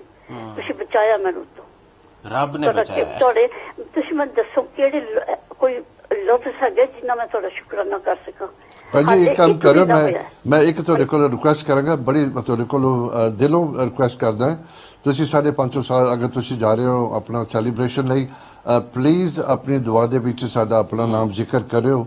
ਸਾਰਿਆਂ ਨੂੰ ਵੱਡੀ ਗੱਲ, ਉਹ ਸਾਰਿਆਂ ਨੂੰ ਬੈਸਟ ਸ਼ੁਕਰਾਨਾ ਹੋ ਸਕਦਾ ਭਾਜੀ। ਬਹੁਤ ਮਿਹਰਬਾਨੀ, ਦੁਆਵਾਂ ਹੀ ਚਾਹੀਦੀਆਂ ਨੇ। ਔਰ ਫਿਰ ਇੱਕ ਰਿਕੁਐਸਟ ਇਹੀ ਹੈ ਕਿ ਤੁਹਾਨੂੰ ਠੀਕ ਸੋਹਣੇ ਰੱਬ ਨੇ ਕੀਤਾ। ਡਾਕਟਰ ਵਲੀ ਨਹੀਂ ਕਹਿ ਸਕਦਾ ਕਿਸੇ ਨੂੰ ਠੀਕ। ਡਾਕਟਰ ਵਲੀ ਦੀ ਇੰਨੀ ਨਾ ਹਿੰਮਤ ਹੈ ਨਾ ਜੁਰਤ ਹੈ। ਇਹ ਸੋਹਣੇ ਰੱਬ ਦੇ ਕੰਮ ਨੇ। ਸਿਰਫ ਇਹ ਹੈ ਕਿ ਉਹ ਪਕੜ ਕੇ ਸਾਨੂੰ ਰਸਤੇ ਤੇ ਪਾ ਦਿੰਦਾ ਹੈ, ਤੇ ਉਹ ਰਸਤਾ ਠੀਕ ਮਿਲ ਜਾਂਦਾ ਹੈ ਤੇ ਅਸੀਂ ਠੀਕ ਹੋ ਜਾਂਦੇ ਹਾਂ। ਥੈਂਕ ਯੂ ਜੀ, ਥੈਂਕ ਯੂ ਤੁਹਾਡੇ ਕਾਲ ਕਰਨ ਦਾ। ਬਹੁਤ ਬਹੁਤ ਅੱਛਾ ਲੱਗਿਆ ਕਿ you back into your full life ਆਪਣਾ ਇੰਜੋਏ ਕਰ ਰਹੇ ਹੋ। ਔਰ ਅਗਰ ਤੁਸੀਂ 550 ਸਾਲ ਸੈਲੀਬ੍ਰੇਸ਼ਨ ਲਈ ਜਾ ਰਹੇ ਹੋ, ਮੈਂ ਤੁਹਾਨੂੰ ਮੁਬਾਰਕਬਾਦ ਦੇਣਾ। ਸਾਡੇ ਦੁਆ ਚ ਸ਼ਾਮਿਲ ਰੱਖਣਾ ਪਲੀਜ਼। ਡਾਕਟਰ ਸਾਹਿਬ ਬੜੀ ਵੱਡੀ ਸੈਲੀਬ੍ਰੇਸ਼ਨ ਹੋ ਰਹੀ ਹੈ, ਸਾਲ 550 ਸਾਲ। ਔਰ ਹਰ ਸਿੱਖ ਜਿਹੜੀ ਦੁਨੀਆ ਚ ਹੈਗੇ ਨਾ, ਇਸ ਸਾਲ ਪਾਕਿਸਤਾਨ ਦੇ ਨਨਕਾਣਾ ਸਾਹਿਬ ਜਾਣਗੇ, ਬੜੀ ਕਿਸਮਤ ਵਾਲੇ ਨੇ। ਬੜੀ ਗੱਲ ਹੈ। ਔਰ ਉੱਥੇ ਜਾ ਕੇ ਖੁਦੇ ਮੇਰੇ ਵਰਗੇ ਦੀ, ਤੁਹਾਡੇ ਵਰਗੇ ਦੀ ਕੋਈ ਦੁਆ ਮੰਗ ਸਕੇਗਾ ਤੇ ਬਹੁਤ ਬਹੁਤ ਇਹੀ ਰਿਕੁਐਸਟ ਹੈ, ਇਹੀ ਰਿਕੁਐਸਟ ਹੈ ਕਿ ਜਿਨ੍ਹਾਂ ਲੋਕਾਂ ਨੂੰ ਸਾਡੀ ਗੱਲਾਂ ਸੁਣ ਕੇ ਉਹਦੇ ਤੇ ਅਮਲ ਕਰਕੇ ਕੋਈ ਫਾਇਦਾ ਹੋਇਆ ਹੈ, ਤੇ ਉਹਨਾਂ ਤੋਂ ਰਿਕੁਐਸਟ ਇਹੀ ਹੈ ਕਿ ਸੋਹਣੇ ਰੱਬ ਅੱਗੇ ਸਾਡੇ ਲਈ ਵੀ ਥੋੜੀ ਜਿਹੀ ਦੁਆ ਕਰ ਦਿਆ ਕਰਨ ਕਿ ਜਿਹੜਾ ਅਸੀਂ ਚਾਹ ਰਹੇ ਹਾਂ ਕਿ ਜਿਹੜਾ ਇੱਕ ਸਾਡਾ ਮਿਸ਼ਨ ਹੈ ਉਹ ਪੂਰਾ ਹੋ ਜਾਏ। ਔਰ ਕਮ ਸੇ ਕਮ ਜਿੰਨੀ ਰੱਬ ਨੇ ਸਾਨੂੰ ਜ਼ਿੰਦਗੀ ਦਿੱਤੀ ਹੈ, ਅਸੀਂ ਜਦੋਂ ਇਸ ਦੁਨੀਆ ਤੋਂ ਜਾ ਰਹੇ ਹੋਈਏ ਤੇ ਇਹ ਸੋਚ ਕੇ ਜਾ ਰਹੇ ਹੋਈਏ ਕਿ ਜਿਹੜਾ ਅਸੀਂ ਡਿਊਟੀ ਸਾਡੀ ਰੱਬ ਨੇ ਲਾਈ ਸੀ, ਅਸੀਂ ਪੂਰੀ ਕਰਕੇ ਜਾ ਰਹੇ ਹਾਂ। ਬਿਲਕੁਲ ਬਿਲकुल ਭਾਜਨ, ਬਹੁਤ ਅੱਛੇ। ਆਮੀਨ ਆਮੀਨ ਭਾਜਨ। ਹੁਣ ਅਸੀਂ ਦੱਸੋ ਵਾਪਸ ਅਸੀਂ ਕਰੀਏ ਆਰਗੈਨਿਕ ਤੇ ਕਾਫੀ ਫੂਡ ਆ ਰਹੇ ਨੇ, ਪਤਾ ਕਰ ਰਹੇ ਤੁਸੀਂ ਲੋਕਾਂ ਨੂੰ ਬੜਾ ਹਿੰਮਤ ਦੇ ਦਿੱਤੀ ਹੈ। ਤੇ ਉਹ ਕਦੋਂ ਹੋਇਆ, ਕਿੰਨੀ ਦੇਰ? ਫਿਰ ਇੱਕ ਵਾਰੀ ਰਿਕੁਐਸਟ ਦੁਬਾਰਾ ਕਰ ਦਿਆਂਗਾ ਕਿ ਇਹ ਸਹੂਲਤ ਫਿਲਹਾਲ ਲੰਦਨ ਦੇ ਲੋਕਾਂ ਲਈ ਹੈ, ਔਰ ਜਿਨ੍ਹਾਂ ਲੋਕਾਂ ਨੂੰ ਚਾਹੀਦਾ ਔਰ ਬਹੁਤ ਸਸਤੀ ਹੈ। ਬੋਲ ਜੀ ਇੱਕ ਦੋ ਬੰਦਿਆਂ ਦਾ ਘਰ ਜਿਹੜਾ ਹੈ ਨਾ ਉਹ ਵੀ 30 ਪਾਉਂਡ ਦੀ ਸਬਜ਼ੀ ਹਫਤੇ ਦੀ ਲੈਂਦਾ ਹੈ। ਬਿਲਕੁਲ ਅਸੀਂ ਇਹ ਰੱਖਿਆ ਹੈ ਕਿ ਕਮ ਸੇ ਕਮ 30 ਪਾਉਂਡ ਦੀ ਤੁਸੀਂ ਸਬਜ਼ੀ ਲਵੋ, ਉਹ ਵੀ ਆਰਗੈਨਿਕ। ਉਹ ਵੀ ਤੁਹਾਨੂੰ ਇਹੋ ਜਿਹੀ ਮਿਲੇਗੀ ਨਾ ਕਿ ਤੁਹਾਡਾ ਦਿਲ ਕਰੇਗਾ ਕਿ ਇਹਨੂੰ ਪਕਾਵਾਂ ਵੀ ਨਾ, ਕੱਚੇ ਹੀ ਖਾ ਜਾਵਾਂ। ਮੈਂ ਕਰੇਲੇ ਪਿੰਡੀਆਂ ਜਿਹੜੀਆਂ ਨੇ ਮੈਂ ਕੱਚੀਆਂ ਖਾਣੀ ਸ਼ੁਰੂ ਕਰ ਮੈਂ ਦੇਖਿਆ ਨਾ ਉਦੋਂ, ਆਪ ਦੇਖਿਆ ਸੀ ਖੁਦ ਜਾ ਕੇ ਮੈਂ ਆਪਣਾ। ਹਾਂ ਤੇ ਚਨੇ ਵੀ ਹੈ ਨੇ, ਮੱਕੀ ਵੀ ਹੈ। ਔਰ ਪੌਲ ਜੀ ਤੁਸੀਂ ਯਕੀਨ ਕਰੋ ਇਹਨਾਂ ਚੀਜ਼ਾਂ ਦਾ ਹੁਣ ਪਤਾ ਲੱਗਾ ਕਿ ਜਿੰਨਾ ਸਪਰੇ ਇਹਨਾਂ ਮਿਰਚਾਂ ਤੇ ਹੁੰਦਾ, ਇਹ ਧਨੀਏ ਤੇ ਹੁੰਦਾ, ਇਹ ਪੁਦੀਨੇ ਤੇ ਹੁੰਦਾ, ਇਹ ਪਿਆਜ਼ ਤੇ ਹੁੰਦਾ, ਕਦੇ ਅੱਜ ਤੱਕ ਗੌਰ ਕੀਤਾ? ਅਸੀਂ ਇਹਨਾਂ ਚੀਜ਼ਾਂ ਦਾ ਤੇ ਨੋਟਿਸ ਹੀ ਨਹੀਂ ਲੈਂਦੇ। ਬਿਲਕੁਲ ਨਹੀਂ, ਸਬਜ਼ ਬਿਲਕੁਲ। ਮਿਰਚਾਂ ਲਈਆਂ ਪਾ ਦਿੱਤੀਆਂ, ਧਨੀਆ ਲਿਆ ਪਾ ਦਿੱਤਾ। ਇੰਨਾ ਖੌਫਨਾਕ ਸਪਰੇ ਹੁੰਦਾ ਇਹ। ਤਾਂ ਹੁਣ ਮੈਂ ਜਦੋਂ ਇਸ ਕੰਮ ਵਿੱਚ ਪ੍ਰੋਪਰਲੀ ਪਿਆ ਤੇ ਮੈਨੂੰ ਪਤਾ ਫਿਰ ਪਤਾ ਲੱਗਾ ਉਹੀ ਨਾ। ਇਹਨਾਂ ਨੂੰ ਅਸੀਂ ਸਮਝਦੇ ਹਾਂ, ਚਲੋ ਜੀ ਉਹ ਸਬਜ਼ੀ ਲੈ, ਔਰ ਫਿਰ ਜਿਹੜੀਆਂ ਸਾਡੀਆਂ ਦੇਸੀ ਸਬਜ਼ੀਆਂ ਨੇ ਉਹਨਾਂ ਦਾ ਤੇ ਰਿਵਾਜ ਹੀ ਨਹੀਂ ਹੈ ਨਾ ਕਿ ਉਹ ਆਰਗੈਨਿਕ ਹੋਣ। ਕਰੇਲੇ ਕਿੱਥੋਂ ਮਿਲਣਗੇ? ਬਿਲਕੁਲ। ਭਿੰਡੀ ਕਿੱਥੋਂ ਮਿਲੇਗੀ? ਮੇਰਾ ਦਿਲ ਕਰਦਾ ਕੱਦੂ ਖਾਵਾਂ, ਲੋਕੀ ਖਾਵਾਂ, ਘੀਆ ਖਾਵਾਂ, ਉਹ ਮੈਨੂੰ ਕਿੱਥੋਂ ਆਰਗੈਨਿਕ ਮਿਲੇਗਾ? ਮੈਨੂੰ ਫਿਰ ਉਹੀ ਸਪਰੇਅ ਵਾਲਾ ਹੀ ਲੈਣਾ ਪਏਗਾ। ਔਰ 6-6 ਸਪਰੇਅ ਹੁੰਦੇ ਨੇ, ਹਰ ਤੀਸਰੇ ਦਿਨ ਸਪਰੇਅ ਹੁੰਦਾ ਹੈ, ਕਿਉਂਕਿ ਉਹ ਫਸਲ ਦੇ ਪੱਲੇ ਕੁਝ ਹੁੰਦਾ ਨਹੀਂ ਹੈ ਔਰ ਉਹ ਕੀੜੇ ਉਹਦੇ ਤੇ ਆ ਜਾਂਦੇ ਨੇ। ਉਹ ਫਿਰ ਸਪਰੇਅ ਕਰਕੇ ਉਹਨਾਂ ਕੀੜਿਆਂ ਨੂੰ ਵੀ ਮਾਰੀ ਜਾ ਰਹੇ ਹੁੰਦੇ ਨੇ ਤੇ ਉਹ ਜ਼ਹਿਰ ਭਰੀ ਜਾ ਰਹੇ ਹੁੰਦੇ ਨੇ ਸਬਜ਼ੀ 'ਚ। ਤੇ ਇਹ ਚੀਜ਼, ਇਹ ਥੋੜੀ ਜੀ ਹਿੰਮਤ ਕਰਨ ਦੀ ਗੱਲ ਹੈ। ਇਹ ਹੁਣ ਮੈਨੂੰ ਵੀ ਪਤਾ ਹੈ ਕਿ ਮੇਰੇ ਕੋਲ ਸਿਰਫ ਲੰਡਨ 6000 ਕਲਾਇੰਟ ਹੈ। ਅਸੀਂ ਨਹੀਂ ਦੇ ਸਕਦੇ ਸਾਰਿਆਂ ਨੂੰ, ਪੋਸੀਬਲ ਹੈ ਹੀ ਨਹੀਂ। ਹੈ ਹੀ ਨਹੀਂ, ਸਹੀ ਗੱਲ ਹੈ। ਅਸੀਂ ਕੀ ਕਰ ਰਹੇ ਹਾਂ ਕਿ ਇੱਕ ਰਿਵਾਜ ਪਾ ਰਹੇ ਹਾਂ, ਇੱਕ ਟ੍ਰੈਂਡ ਸੈੱਟ ਕਰ ਰਹੇ ਹਾਂ, ਇੱਕ ਆਪਣੇ ਵੱਲੋਂ ਇੱਕ ਕੋਸ਼ਿਸ਼ ਕਰ ਰਹੇ ਹਾਂ ਕਿ ਲੋਕਾਂ ਨੂੰ ਇਸ ਚੀਜ਼ ਦੇ ਬਾਰੇ 'ਚ ਦਿਲਚਸਪੀ ਪੈਦਾ ਹੋ ਜਾਏ। ਔਰ ਉਹਦੇ 'ਚ ਜਿੰਨੇ ਲੋਕ ਇਹਦੇ 'ਚ ਸਾਡੀ ਕੋਈ ਪ੍ਰੈਫਰੈਂਸ ਨਹੀਂ ਹੈ। ਤੁਸੀਂ ਫਸਟ ਕਮ ਫਸਟ ਸਰਵ ਹੈ। ਅਸੀਂ ਲਿਸਟ ਬਣਾ ਰਹੇ ਹਾਂ, ਤੁਸੀਂ ਫੌਰਨ ਫੋਨ ਕਰੋ ਔਰ ਆਪਣਾ ਲਿਸਟ ਦੇ ਵਿੱਚ ਲਿਖਵਾ ਦਿਓ। ਉਹਨਾਂ ਨੂੰ ਕੋਈ ਜੀ ਸਾਡਾ ਲਿਖ ਲਓ ਨਾ, ਅਸੀਂ ਉਹਨਾਂ 100 ਲੋਕਾਂ 'ਚ ਸ਼ਾਮਿਲ ਹੋਣਾ ਚਾਹ ਰਹੇ ਹਾਂ ਜਿਨ੍ਹਾਂ ਨੂੰ ਵੀਕਲੀ ਘਰ 'ਚ ਡਿਲੀਵਰ ਹੋਣੀ ਚਾਹੀਦੀ ਹੈ। ਗ੍ਰੇਨਸ ਨੇ, ਸਬਜ਼ੀਆਂ ਨੇ, ਜੋ ਵੀ ਸਾਡੀ ਐਕਸਟਰਾ ਪ੍ਰੋਡਿਊਸ ਹੋਏਗੀ ਫਾਰਮ ਤੇ ਅਸੀਂ ਦਿਆ ਕਰਾਂਗੇ ਲੋਕਾਂ ਨੂੰ। ਪੰਜਰ ਹਾਲੀ ਤੁਸੀਂ ਗੱਲ ਹੀ ਕਰ ਰਹੇ ਹੋ ਤੇ ਮੈਂ ਤੁਹਾਨੂੰ ਮੁਬਾਰਕਬਾਦ ਦਿੰਦਾ ਪਿਆ। ਬੜੇ ਕਾਲ ਆ ਰਹੇ ਨੇ, ਮਾਫੀ ਚਾਹਾਂਗਾ ਅਸੀਂ ਕਾਲ ਨਹੀਂ ਲਾ ਪਾਵਾਂਗੇ ਲਾਈਵ ਸ਼ੋਅ ਦੇ ਵਿੱਚ ਬਿਕੋਜ਼ ਉਹ ਕੁਝ ਦੂਸਰਾ ਸਬਜੈਕਟ ਹੈਗਾ। ਅਸੀਂ ਸੀਰੀਅਸ ਹੋਲ ਬਿਮਾਰੀ ਦੇ ਗੱਲਾਂ ਕਰਦੇ ਸੀ। ਜਿੱਦਾਂ ਭਾਈ ਸਾਹਿਬ ਨੇ ਕਿਹਾ ਕਾਲ ਕਰੋ, ਫਸਟ ਕਮ ਫਸਟ ਸਰਵ। ਭਾਈ ਸਾਹਿਬ 2-3 ਵੀਕਾਂ ਤੱਕ ਹੋ ਸਕਦੀ ਡਿਲੀਵਰੀ? ਨਹੀਂ, ਨੈਕਸਟ ਅਸੀਂ ਸੈਕੰਡ ਵੀਕ ਆਫ ਸੈਪਟੈਂਬਰ ਤੋਂ ਕੰਮ ਟਰਾਈ ਕਰ ਰਹੇ ਹਾਂ। ਨੈਕਸਟ ਵੀਕ ਤੋਂ ਅਸੀਂ ਟਰਾਈ ਕਰ ਰਹੇ ਹਾਂ। ਉਹਦੇ 'ਚ ਅਸੀਂ ਡੇ ਡਿਸਾਈਡ ਕਰ ਰਹੇ ਹਾਂ ਕਿ ਕਿਹੜਾ ਡੇ ਹੋਏਗਾ। ਅਸੀਂ ਸ਼ੁਰੂ ਕਰ ਰਹੇ ਹਾਂ। ਫਿਲਹਾਲ ਸਾਡੇ ਕੋਲ ਕਰੇਲੇ ਨੇ, ਪਿੰਡੀ ਹੈ, ਕੱਦੂ ਹੈ, ਜਿਹੜੀਆਂ ਤੋਰੀ ਹੈ, ਜਿਹੜੀਆਂ ਗਰਮੀਆਂ ਦੀਆਂ। ਪੰਜਰ ਕਿਦੋਂ ਬਹੁਤ ਜ਼ਬਰਦਸਤ। ਦੇਖੋ ਅਸੀਂ ਗੱਲ ਕਰਦੇ ਮੈਂ ਜਰਾ, ਇੱਕ ਕਾਰ ਹੈ, ਇੰਜਨ ਹੈਗਾ, ਤੁਸੀਂ ਉਹਦੇ 'ਚ ਸਹੀ ਆਇਲ ਪਾਓ, ਸਹੀ ਪੈਟਰੋਲ ਪਾਓ, ਉਹ ਕਦੀ ਖਰਾਬ ਨਹੀਂ ਹੋਏਗਾ, ਕਦੇ ਨਹੀਂ ਖਰਾਬ ਹੋਏਗਾ। ਅਗਰ ਤੁਹਾਨੂੰ ਨੌਲੇਜ ਹੈ ਕਿ ਉਹਨੂੰ ਕਿਸ ਤਰ੍ਹਾਂ ਦਾ ਆਇਲ ਚਾਹੀਦਾ, ਕਿਸ ਤਰ੍ਹਾਂ ਦਾ ਪੈਟਰੋਲ, ਕਿਹੜਾ ਗ੍ਰੇਡ ਦਾ ਚਾਹੀਦਾ, ਇੰਨੀ ਕੁ ਤਾਂ ਨੌਲੇਜ ਇਨਸਾਨ ਨੂੰ ਹੋਵੇ। ਅਗਰ ਕਾਰ ਰੱਖੀ ਹੈ, ਰੱਬ ਨੇ ਤੁਹਾਨੂੰ ਇੱਕ ਜਿਸਮ ਦਿੱਤਾ, ਬੋਡੀ ਦਿੱਤੀ ਹੈ, ਅਸੀਂ ਉਹਨੂੰ ਪੜ੍ਹਦੇ ਨਹੀਂ, ਅਸੀਂ ਉਹਦੇ ਬਾਰੇ ਜਾਣਦੇ ਨਹੀਂ ਕਿ ਇਹਨੂੰ ਕੀ ਦੇਣਾ ਕੀ ਨਹੀਂ ਦੇਣਾ।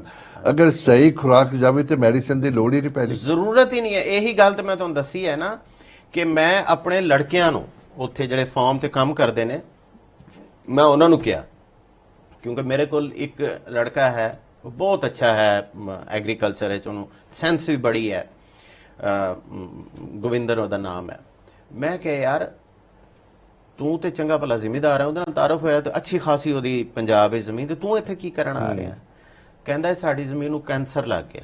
ਮੈਂ ਕਿਹਾ ਉਹ ਕੀ? ਕਹਿੰਦਾ ਉਹਦੇ ਤੇ ਇੰਨੇ ਸਪਰੇ ਹੁੰਦੇ ਰਹੇ ਨੇ, ਹੁਣ ਉਸ ਜ਼ਮੀਨ ਤੇ ਕੁਝ ਗਰੋ ਹੁੰਦਾ ਹੀ ਨਹੀਂ ਹੈ, ਉਹ ਖਤਮ ਹੋ ਗਈ, ਉਹ ਡੈਡ ਹੋ ਗਈ ਹੈ। ਉਹ ਫਿਰ ਉਹਨੂੰ ਪੰਜਾਬ 'ਚ ਹੁਣ ਅੱਜ ਕੱਲ ਕਹਿੰਦੇ ਨੇ ਕਿ ਇਸ ਜ਼ਮੀਨ ਨੂੰ ਕੈਂਸਰ ਹੋ ਗਿਆ, ਉਹ ਖਤਮ ਹੋ ਗਈ ਹੈ। ਹੁਣ ਉਹ ਬੱਚੇ ਜਿਹੜੇ ਜ਼ਿੰਮੇਦਾਰ ਨੇ, ਜਿਨ੍ਹਾਂ ਕੋਲ ਜ਼ਮੀਨਾਂ ਨੇ ਆਪਣੀਆਂ, ਉਹ ਬਾਹਰ ਆ ਕੇ ਮਜ਼ਦੂਰੀਆਂ ਕਰਦੇ ਫਿਰਦੇ ਨੇ। ਇਹ ਕੰਮ ਕੀਤਾ ਹੈ ਨਾ ਸਪਰੇਵਾਂ ਔਰ ਖਾਦਾਂ ਨੇ, ਔਰ ਇਸ ਚੀਜ਼ ਨੂੰ ਆਪਾਂ ਚੇਂਜ ਕਰਨਾ ਹੈ ਪੌਲ ਜੀ। ਇਹ ਹੁਣ ਮੇਰਾ ਸੈਕੰਡ ਮਿਸ਼ਨ ਹੈ। ਫਸਟ ਮਿਸ਼ਨ ਇਹ ਹੈ ਜਿਹੜਾ ਅਸੀਂ ਬੈਠ ਕੇ ਇੱਥੇ ਲੋਕਾਂ ਨੂੰ ਹੈਲਥ ਦੇ ਬਾਰੇ 'ਚ ਐਜੂਕੇਟ ਕਰਦੇ ਹਾਂ।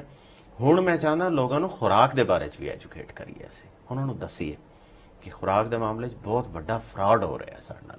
ਪਰ ਜੇ ਦੇਖਿਆ ਜਾ ਰਿਹਾ ਬੇਸ਼ੁਮਾਰ ਬਿਮਾਰੀਆਂ ਨੇ, ਹਰ ਬੰਦਾ ਤੁਸੀਂ ਦੇਖੋ 30-34 ਸਾਲ ਤੋਂ ਉੱਪਰ ਜਾਂਦਾ, ਕੋਈ ਨਾ ਕੋਈ ਬਿਮਾਰੀਆਂ ਕੋਈ ਫੈਮਿਲੀ 'ਚ ਹੁੰਦੀਆਂ ਨੇ। ਪਰ ਜਦੋਂ ਫੈਮਿਲੀ ਦੀ ਗੱਲ ਕਰੋ, ਇਨਹੈਰਿਟ ਫੈਮਲੀਆਂ ਜਿਹੜੀ ਹੁੰਦੀਆਂ ਨੇ, ਅਸੀਂ ਬਹੁਤ ਦਫਾ ਤੁਸੀਂ ਦੱਸਿਆ ਇੱਦਾਂ ਦੀ ਕੋਈ ਗੱਲ ਨਹੀਂ ਹੈ। ਜਿੱਦਾਂ ਹਾਰਟ ਪ੍ਰੋਬਲਮ ਹੋਈ, ਬਲੱਡ ਪ੍ਰੈਸ਼ਰ ਦਾ, ਇੱਦਾਂ ਦੀ ਚੀਜ਼ਾਂ ਹੁੰਦੀਆਂ, ਡਾਇਬੀਟੀਜ਼ ਹੈਗੀਆਂ ਨੇ, ਹਮੇਸ਼ਾ ਕਹਿੰਦੇ ਕਿ ਤੇਰੇ ਕੋਈ ਤਾਲੁਕ ਨਹੀਂ ਹੈ ਜੀਨਸ ਨਾਲ। ਤੇ ਇਹ ਜਿਹੜਾ ਹੁਣ ਮੈਂ ਵਾਪਸ ਸੌਰੀ ਮੈਂ ਲੈ ਕੇ ਆਉਣਾ ਸੀ ਗੱਲ, ਸ਼ੁਰੂਆਤ ਹੇਅਰ ਤੋਂ ਕੀਤੀ ਸੀ, ਉਹਦੀ ਗੱਲ ਕਰਦੇ ਆ ਇਹ ਕੁਝ ਫੈਮਿਲੀ ਚ ਰਨ ਹੁੰਦਾ ਹੈ? ਨਹੀਂ, ਹੇਅਰ ਲਾਸ ਜਿਹੜਾ ਹੈ ਮਰਦਾਂ ਦੇ ਵਿੱਚ ਉਹ ਫੈਮਿਲੀ ਚ ਰਨ ਕਰਦਾ ਉਹ ਫੈਮਿਲੀ ਚ ਰਨ ਕਰਦਾ ਮਤਲਬ ਮੇਰੇ ਅਗਰ ਵਾਲਿਦ ਸਾਹਿਬ ਸਨ ਜਾਂ ਮੇਰੇ ਦਾਦਾ ਜੀ ਸਨ ਜਾਂ ਮੇਰੇ ਨਾਨਾ ਜੀ ਸਨ, ਉਹਨਾਂ ਦੇ ਬਾਲ 50 ਸਾਲ ਦੀ ਉਮਰ ਚ ਉਹਨਾਂ ਤੋਂ ਗੰਜ ਨਿਕਲ ਆਇਆ ਸੀ, ਤੇ ਮੈਂ ਬਹੁਤ ਜ਼ਿਆਦਾ ਖਤਰੇ ਚ ਹਾਂ। ਜ਼ਾਹਿਰ ਹੈ ਉਹ ਤਾਂ ਹੋ ਸਕਦਾ ਹੈ ਮੇਰਾ ਵੀ ਗੰਜ ਨਿਕਲ ਜਾਏ, ਉਹ ਜੈਨੇਟਿਕ ਹੋ ਸਕਦਾ ਹੈ। Genetic। ਲੇਕਿਨ ਔਰਤਾਂ 'ਚ ਤੇ ਐਸਾ ਮਾਮਲਾ ਹੀ ਨਹੀਂ ਹੈ। ਨਹੀਂ ਹੈਗਾ, ਹਾਂ। ਹਾਂ, ਗੰਜੀ ਔਰਤ ਤੁਸੀਂ ਕਦੇ ਦੇਖੀ? ਬਹੁਤ ਸਹੀ ਗੱਲ ਹੈ। ਮੁਮਕਿਨ ਹੀ ਨਹੀਂ ਹੈ ਖੁਦਾ ਦੇ ਦੇਖਣ ਨੂੰ ਵੀ ਬਣਾਏ funny ਹੋਏ ਗੱਲ ਹੈ। ਡਿਜ਼ਾਈਨ ਦੇ ਮੁਤਾਬਿਕ। ਲੇਕਿਨ ਗੰਜੇ ਮਾਰ ਦਿੱਤੇ ਤੁਸੀਂ ਹੁਣੀ ਖੜੇ ਹੋ ਜਾ, ਤੁਹਾਨੂੰ 20 ਨਜ਼ਰ ਆ ਜਾਣਗੇ ਟੁਰਦੇ ਹੋਏ। ਭਾਜੀ ਦੀ ਇੱਕ ਪਾਸੇ ਤੁਸੀਂ ਕਹਿੰਦੇ ਕਿ ਔਰਤ ਤੇ ਬੜਾ ਜ਼ੁਲਮ ਹੋ ਰਿਹਾ, ਔਰ ਇੱਕ ਜਗ੍ਹਾ ਤੇ ਖੁਦਾ ਮਿਹਰਬਾਨ ਵੀ ਬਹੁਤ ਹੋਇਆ ਹੋਇਆ। ਖੁਦਾ ਨੇ ਤੇ ਔਰਤ ਨੂੰ ਇੱਕ ਐ ਪੁਤਲੇ ਦੀ ਤਰ੍ਹਾਂ ਖੂਬਸੂਰਤ ਬਣਾਇਆ ਹੈ, ਕਿਆ ਇੱਕ ਇੱਕ ਬਾਤ ਹੈ। ਚੀਜ਼ ਜਿਹੜੀ ਹੈ।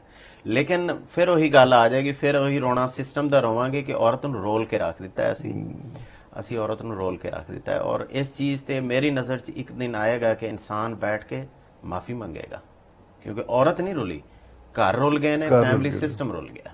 ਤਾਂ ਜਦੋਂ ਵੀ ਗੱਲ ਕਰਦੇ ਬੜਾ ਕੋਈ ਸ਼ਾਇਰ ਸੀ ਇੰਡੀਆ ਦਾ, ਤੇ ਉਹ ਕਹਿੰਦਾ ਸਭ ਤੋਂ ਖੂਬਸੂਰਤ ਇੱਕ ਜੇ ਔਰਤ ਹੈ ਦੁਨੀਆ 'ਚ, ਉਹ ਮੇਰੀ ਮਾਂ ਹੈ। ਹਾਂ, ਔਰਤ ਦੇ ਤਾਂ ਹਰ ਰੂਪ ਖੂਬਸੂਰਤ ਹਰ ਰੂਪ ਹੁੰਦਾ ਹੈ ਓਨੈਸਟਲੀ। ਬਿਲਕੁਲ।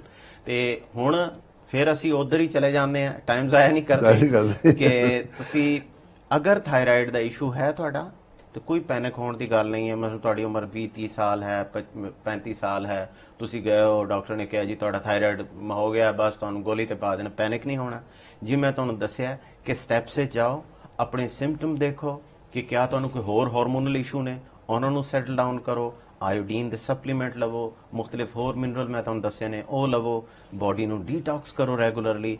ਅਗਰ ਦੰਦਾਂ ਦੇ ਵਿੱਚ ਮਰਕਰੀ ਦੀ ਫਿਲਿੰਗ ਹੈ, ਉਹਨੂੰ ਪਲੀਜ਼ ਕਢਵਾ ਦਿਓ, ਉਹ ਖਾ ਜਾਂਦੀ ਹੈ ਥਾਇਰਾਇਡ ਨੂੰ। ਮਰਕਰੀ ਥਾਇਰਾਇਡ ਗਲੈਂਡ ਨੂੰ ਖਾ ਜਾਂਦੀ ਹੈ, ਠੀਕ ਹੈ। ਤੁਹਾਡੇ ਅਗਰ ਦੰਦਾਂ ਦੇ ਵਿੱਚ ਮਰਕਰੀ ਭਰੀ ਹੈ ਤਾਂ ਤੁਸੀਂ ਥਾਇਰਾਇਡ ਤੁਹਾਡਾ ਕਦੇ ਠੀਕ ਨਹੀਂ ਹੋ ਸਕਦਾ, ਉਹਨੂੰ ਕਢਾ ਕੇ ਸੁੱਟੋ। ਇਹ ਕੰਮ ਕਰੋ ਤੁਸੀਂ ਠੀਕ ਹੋ ਜਾਓਗੇ, ਤੁਹਾਡਾ ਥਾਇਰਾਇਡ ਖੁਦ ਹੀ ਠੀਕ ਹੋ ਜਾਏਗਾ। ਪਰ ਤਾਂ ਦੇਖੋ ਛੋਟੀ ਛੋਟੀਆਂ ਗੱਲਾਂ ਓਨੈਸਟਲੀ ਪਲੀਜ਼ ਮੈਂ ਬਾਰ-ਬਾਰ ਕਹਾਂਗਾ, ਤੁਸੀਂ ਅੱਦਾ ਦੇ ਪ੍ਰੋਗਰਾਮ ਦੇਖੋ, ਬੜੇ ਐਜੂਕੇਸ਼ਨਲ। ਹੁਣ ਤੁਹਾਨੂੰ ਥਾਇਰਾਇਡ ਦੀ ਪ੍ਰੋਬਲਮ ਹੋਵੇ, ਤੁਸੀਂ ਦਵਾ ਖਾਈ ਜਾਓ ਤੁਹਾਨੂੰ ਫਰਕ ਨਹੀਂ ਪੈ ਰਿਹਾ, ਲੇਕਿਨ ਤੁਹਾਡੇ ਦੰਦਾਂ 'ਚ ਮਰਕਰੀ ਪਈ ਹੋਈ ਹੈ। ਹਾਂਜੀ, ਉਹ ਤਾਂ ਤੁਸੀਂ ਸੋਚ ਹੀ ਨਹੀਂ ਸਕਦੇ। ਤੁਸੀਂ ਹਰ ਪਾਣੀ ਦੇ ਸਿਪ ਨਾਲ ਆਪਣਾ ਜ਼ਹਿਰ ਅੰਦਰ ਲੈ ਕੇ ਜਾ ਰਹੇ ਹੋ, ਹਰ ਚੀਜ਼ ਜਦੋਂ ਚਬਾਉਂਦੇ ਹੋ ਅੰਦਰ ਲੈ ਕੇ ਜਾ ਰਹੇ ਹੋ, ਹਰ ਵਕਤ ਆਪਣੇ ਬਲੱਡ 'ਚ ਮਰਕਰੀ ਦਾ ਟੀਕਾ ਲਾਏ ਜਾ ਰਹੇ ਹੋ, ਤੁਸੀਂ ਕਿਤੇ ਠੀਕ ਹੋ ਸਕਦੇ ਹੋ? ਇੱਕ ਜ਼ਹਿਰ ਮੂੰਹ 'ਚ ਭਰਿਆ। ਫਿਰ ਪ੍ਰੋਬਲਮ ਇਹ ਹੈ ਕਿ 10 ਕਿਸਮ ਦੀ ਡਰੱਗਸ ਤੇ ਵੀ ਲੱਗੇ ਹੋਏ ਤੁਸੀਂ ਰੋਜ਼ ਦੀਆਂ ਪੇਨ ਕਿਲਰ ਵੀ ਖਾ ਰਹੇ ਹੋ, ਤੁਸੀਂ ਸਟੀਰਾਇਡ ਵੀ ਖਾ ਰਹੇ ਹੋ, ਤੁਸੀਂ ਕਿੱਥੋਂ ਠੀਕ ਹੋਵੋਗੇ? ਬਿਲਕੁਲ ਭਾਈ ਜੀ, ਮੈਂ ਥੋੜਾ ਟਾਈਮ ਬਹੁਤ ਕਮ ਰਹਿੰਦਾ, ਮੈਂ ਥੋੜਾ ਜਿਹਾ ਮੈਸੇਜ ਦਿੰਦਾ ਐਂਡ ਦੇ ਵਿੱਚ ਆਰਗੈਨਿਕ ਦਾ ਫੂਡ ਦਾ, ਜਿਹਦਾ ਭਾਈ ਸਾਹਿਬ ਨੇ ਦੱਸਿਆ ਹੈ, ਸੈਕੰਡ ਵੀਕ ਸੈਪਟੈਂਬਰ 'ਚ ਇੱਥੇ ਪਹੁੰਚ ਜਾਣਾ ਚਾਹੀਦਾ। ਜੋ ਵੀ ਸਾਡੇ ਸਾਊਥ ਹਾਲ ਦੇ ਨਜ਼ਦੀਕ ਏਰੀਆ ਹੈਗੇ ਨੇ, ਸਾਊਥ ਹਾਲ ਹੈ, ਸਲਾਓ ਹੈ, ਹੰਸਲੋ ਹੈ, ਹੇਜ਼ ਹੈ, ਇਹ ਜਿੰਨਾ ਏਰੀਆ ਹੈ 3-4 ਮਾਈਲ ਰੇਡੀਅਸ ਵਿੱਚ, ਇੱਥੇ ਜਿਹੜੇ ਲੋਕ ਇੰਟਰਸਟਿਡ ਨੇ ਉਹ ਫੌਰੀ ਤੌਰ ਤੇ ਆਫਿਸ ਅੱਜ ਹੀ ਗੱਲ ਕਰ ਲੈਣ। ਬਿਲਕੁਲ। ਬਾਕੀ ਕਾਲ ਬਹੁਤ ਆ ਰਹੇ ਨੇ। ਸਾਡੇ ਭਾਈ ਨੇ ਫੋਨ ਕੀਤਾ ਸੀ, ਉਹਨਾਂ ਨੇ ਨਾਮ ਨਹੀਂ ਦੱਸਿਆ। ਭਾਜੀ ਸ਼ੁਕਰਾਨਾ ਕਰਦੇ ਤੁਹਾਡਾ। ਭੈਣ ਜੀ ਕਰਤਾਰ ਨੇ ਫੋਨ ਕੀਤਾ ਸੀਗਾ, ਭੈਣ ਜੀ ਤੁਹਾਡਾ ਵੀ ਸ਼ੁਕਰਾਨਾ ਕਰਦੇ ਆ। ਬਾਕੀ ਵਿਸ਼ਾਲ, ਆਈ ਹੋਪ ਕਿ ਤੁਸੀਂ ਆਪਣਾ ਪ੍ਰੋਗਰਾਮ ਦੇਖਦੇ ਸੀਗੇ ਐਂਡ ਮੈਂ ਉਮੀਦ ਰੱਖਦਾ ਤੁਹਾਨੂੰ ਪਸੰਦ ਆਇਆ ਹੋਗਾ। ਕੀਪ ਵਾਚਿੰਗ ਅਕਾਲ ਚੈਨਲ। ਇਸੇ ਤਰ੍ਹਾਂ ਤੁਸੀਂ ਸਾਨੂੰ ਸਪੋਰਟ ਕਰਦੇ ਰਹੋ ਤਾਂ ਕਿ ਅਸੀਂ ਅੱਛਾ ਪ੍ਰੋਗਰਾਮ ਲੈ ਕੇ ਆਈਏ, ਹਰ ਤਰ੍ਹਾਂ ਦਾ ਬੈਨੀਫਿਟ ਹੋ ਸਕੇ। ਤੇ ਡਾਕਟਰ ਸਾਹਿਬ ਲਾਸਟ ਕੁਝ ਅੱਧਾ ਬਸ ਲਾਸਟ ਵਰਡ ਇਹੀ ਹੈ, ਮੈਂ ਫਿਰ ਸਾਰਿਆਂ ਨੂੰ ਕਹਿ ਦਿੰਦਾ ਕਿ ਮੈਂ ਆਪਣਾ ਪ੍ਰੋਮਿਸ ਪੂਰਾ ਕਰ ਦਿੱਤਾ ਹੈ ਕਿ ਮੇਰੇ ਕੋਲ ਜਿਹੜੀ ਐਕਸਟਰਾ ਵੈਜੀਟੇਬਲਸ ਨੇ ਜਾਂ ਗ੍ਰੇਨਸ ਨੇ ਉਹ ਮੈਂ ਦੇ ਰਿਹਾ ਵਾਂ ਲੰਡਨ ਵਿੱਚ। ਤੇ ਜਿਹੜੇ ਮੇਰੇ ਖਾਸ ਕਿਸਮ ਦੇ ਮੇਰੇ ਦੋਸਤ ਨੇ, ਭਰਾ ਨੇ, ਉਹਨਾਂ ਨੂੰ ਮੈਂ ਇਹੀ ਕਹਾਂਗਾ ਕਿ ਤੁਸੀਂ ਕਾਫੀ ਅਰਸੇ ਤੋਂ ਕਹਿ ਰਹੇ ਸੀ, ਪਲੀਜ਼ ਫੌਰੀ ਤੌਰ ਤੇ ਕੰਟੈਕਟ ਕਰੋ, ਕਿਉਂਕਿ ਜਦੋਂ 100 ਹੋ ਗਏ ਤੇ ਫਿਰ ਉਸ ਤੋਂ ਬਾਅਦ ਫਰਦਰ ਗੁੰਜਾਇਸ਼ ਨਹੀਂ ਹੋਏਗੀ, ਫਿਰ ਤੁਸੀਂ ਨਾਰਾਜ਼ ਹੋਵੋਗੇ। ਬਾਕੀ ਥੋੜੇ ਬਹੁਤੀ ਤੁਹਾਨੂੰ ਲੋਕਲ ਕੰਪਲੇਂਟ ਰਹਿੰਦੀ ਕਿ ਡਾਕਟਰ ਸਾਹਿਬ ਬਹੁਤੀ ਛੇਤੀ ਕਾਲ ਨਹੀਂ ਕਰਦੇ। ਬੇਸ਼ੁਮਾਰ ਕਾਲਾਂ ਦੇ ਨਾ ਪੇਸ਼ੈਂਟ ਹੈਗੇ ਨੇ, ਓਨੈਸਟਲੀ ਟਾਈਮ ਜਦੋਂ ਹੁੰਦਾ ਕਿਊ 'ਚ ਲੱਗਦੇ ਨੇ, ਉਹ ਜਦੋਂ ਵੀ ਕੋਸ਼ਿਸ਼ ਹੋ ਸਕਦੀ ਹੈ ਡਾਕਟਰ ਵਾਪਸ ਕਰਦੇ ਨੇ। He is a very committed person. ਤੁਸੀਂ ਦੇਖਦੇ ਬੜੀ ਪਿਆਰ ਮੁਹੱਬਤ ਵਾਲੇ ਬੰਦੇ ਨੇ, ਹਰ ਤਰੀਕੇ ਨਾਲ ਸੋਚਦੇ ਨੇ ਬੰਦਾ ਦਾ। ਤੇ ਮੈਂ ਇਹੀ ਚਾਹਾਂਗਾ, ਮੈਂ ਹਮੇਸ਼ਾ ਕਹਾਂਗਾ ਤੁਸੀਂ ਡਾਕਟਰ ਨੂੰ ਟਾਈਮ ਦੇਵੋ, ਉਹ ਜਦੋਂ ਵੀ ਉਹਨਾਂ ਨੂੰ ਮੌਕਾ ਲੱਗਦਾ ਤੁਹਾਨੂੰ ਕਾਲ ਕरेंगे। ਇਸੇ ਤਰ੍ਹਾਂ ਸਾਡਾ ਪ੍ਰੋਗਰਾਮ ਦੇਖਦੇ ਰਹੋ। ਅਗਲੇ week same time same place पे मुलाकात होगी। तब रख रखा। सत श्री अकाल।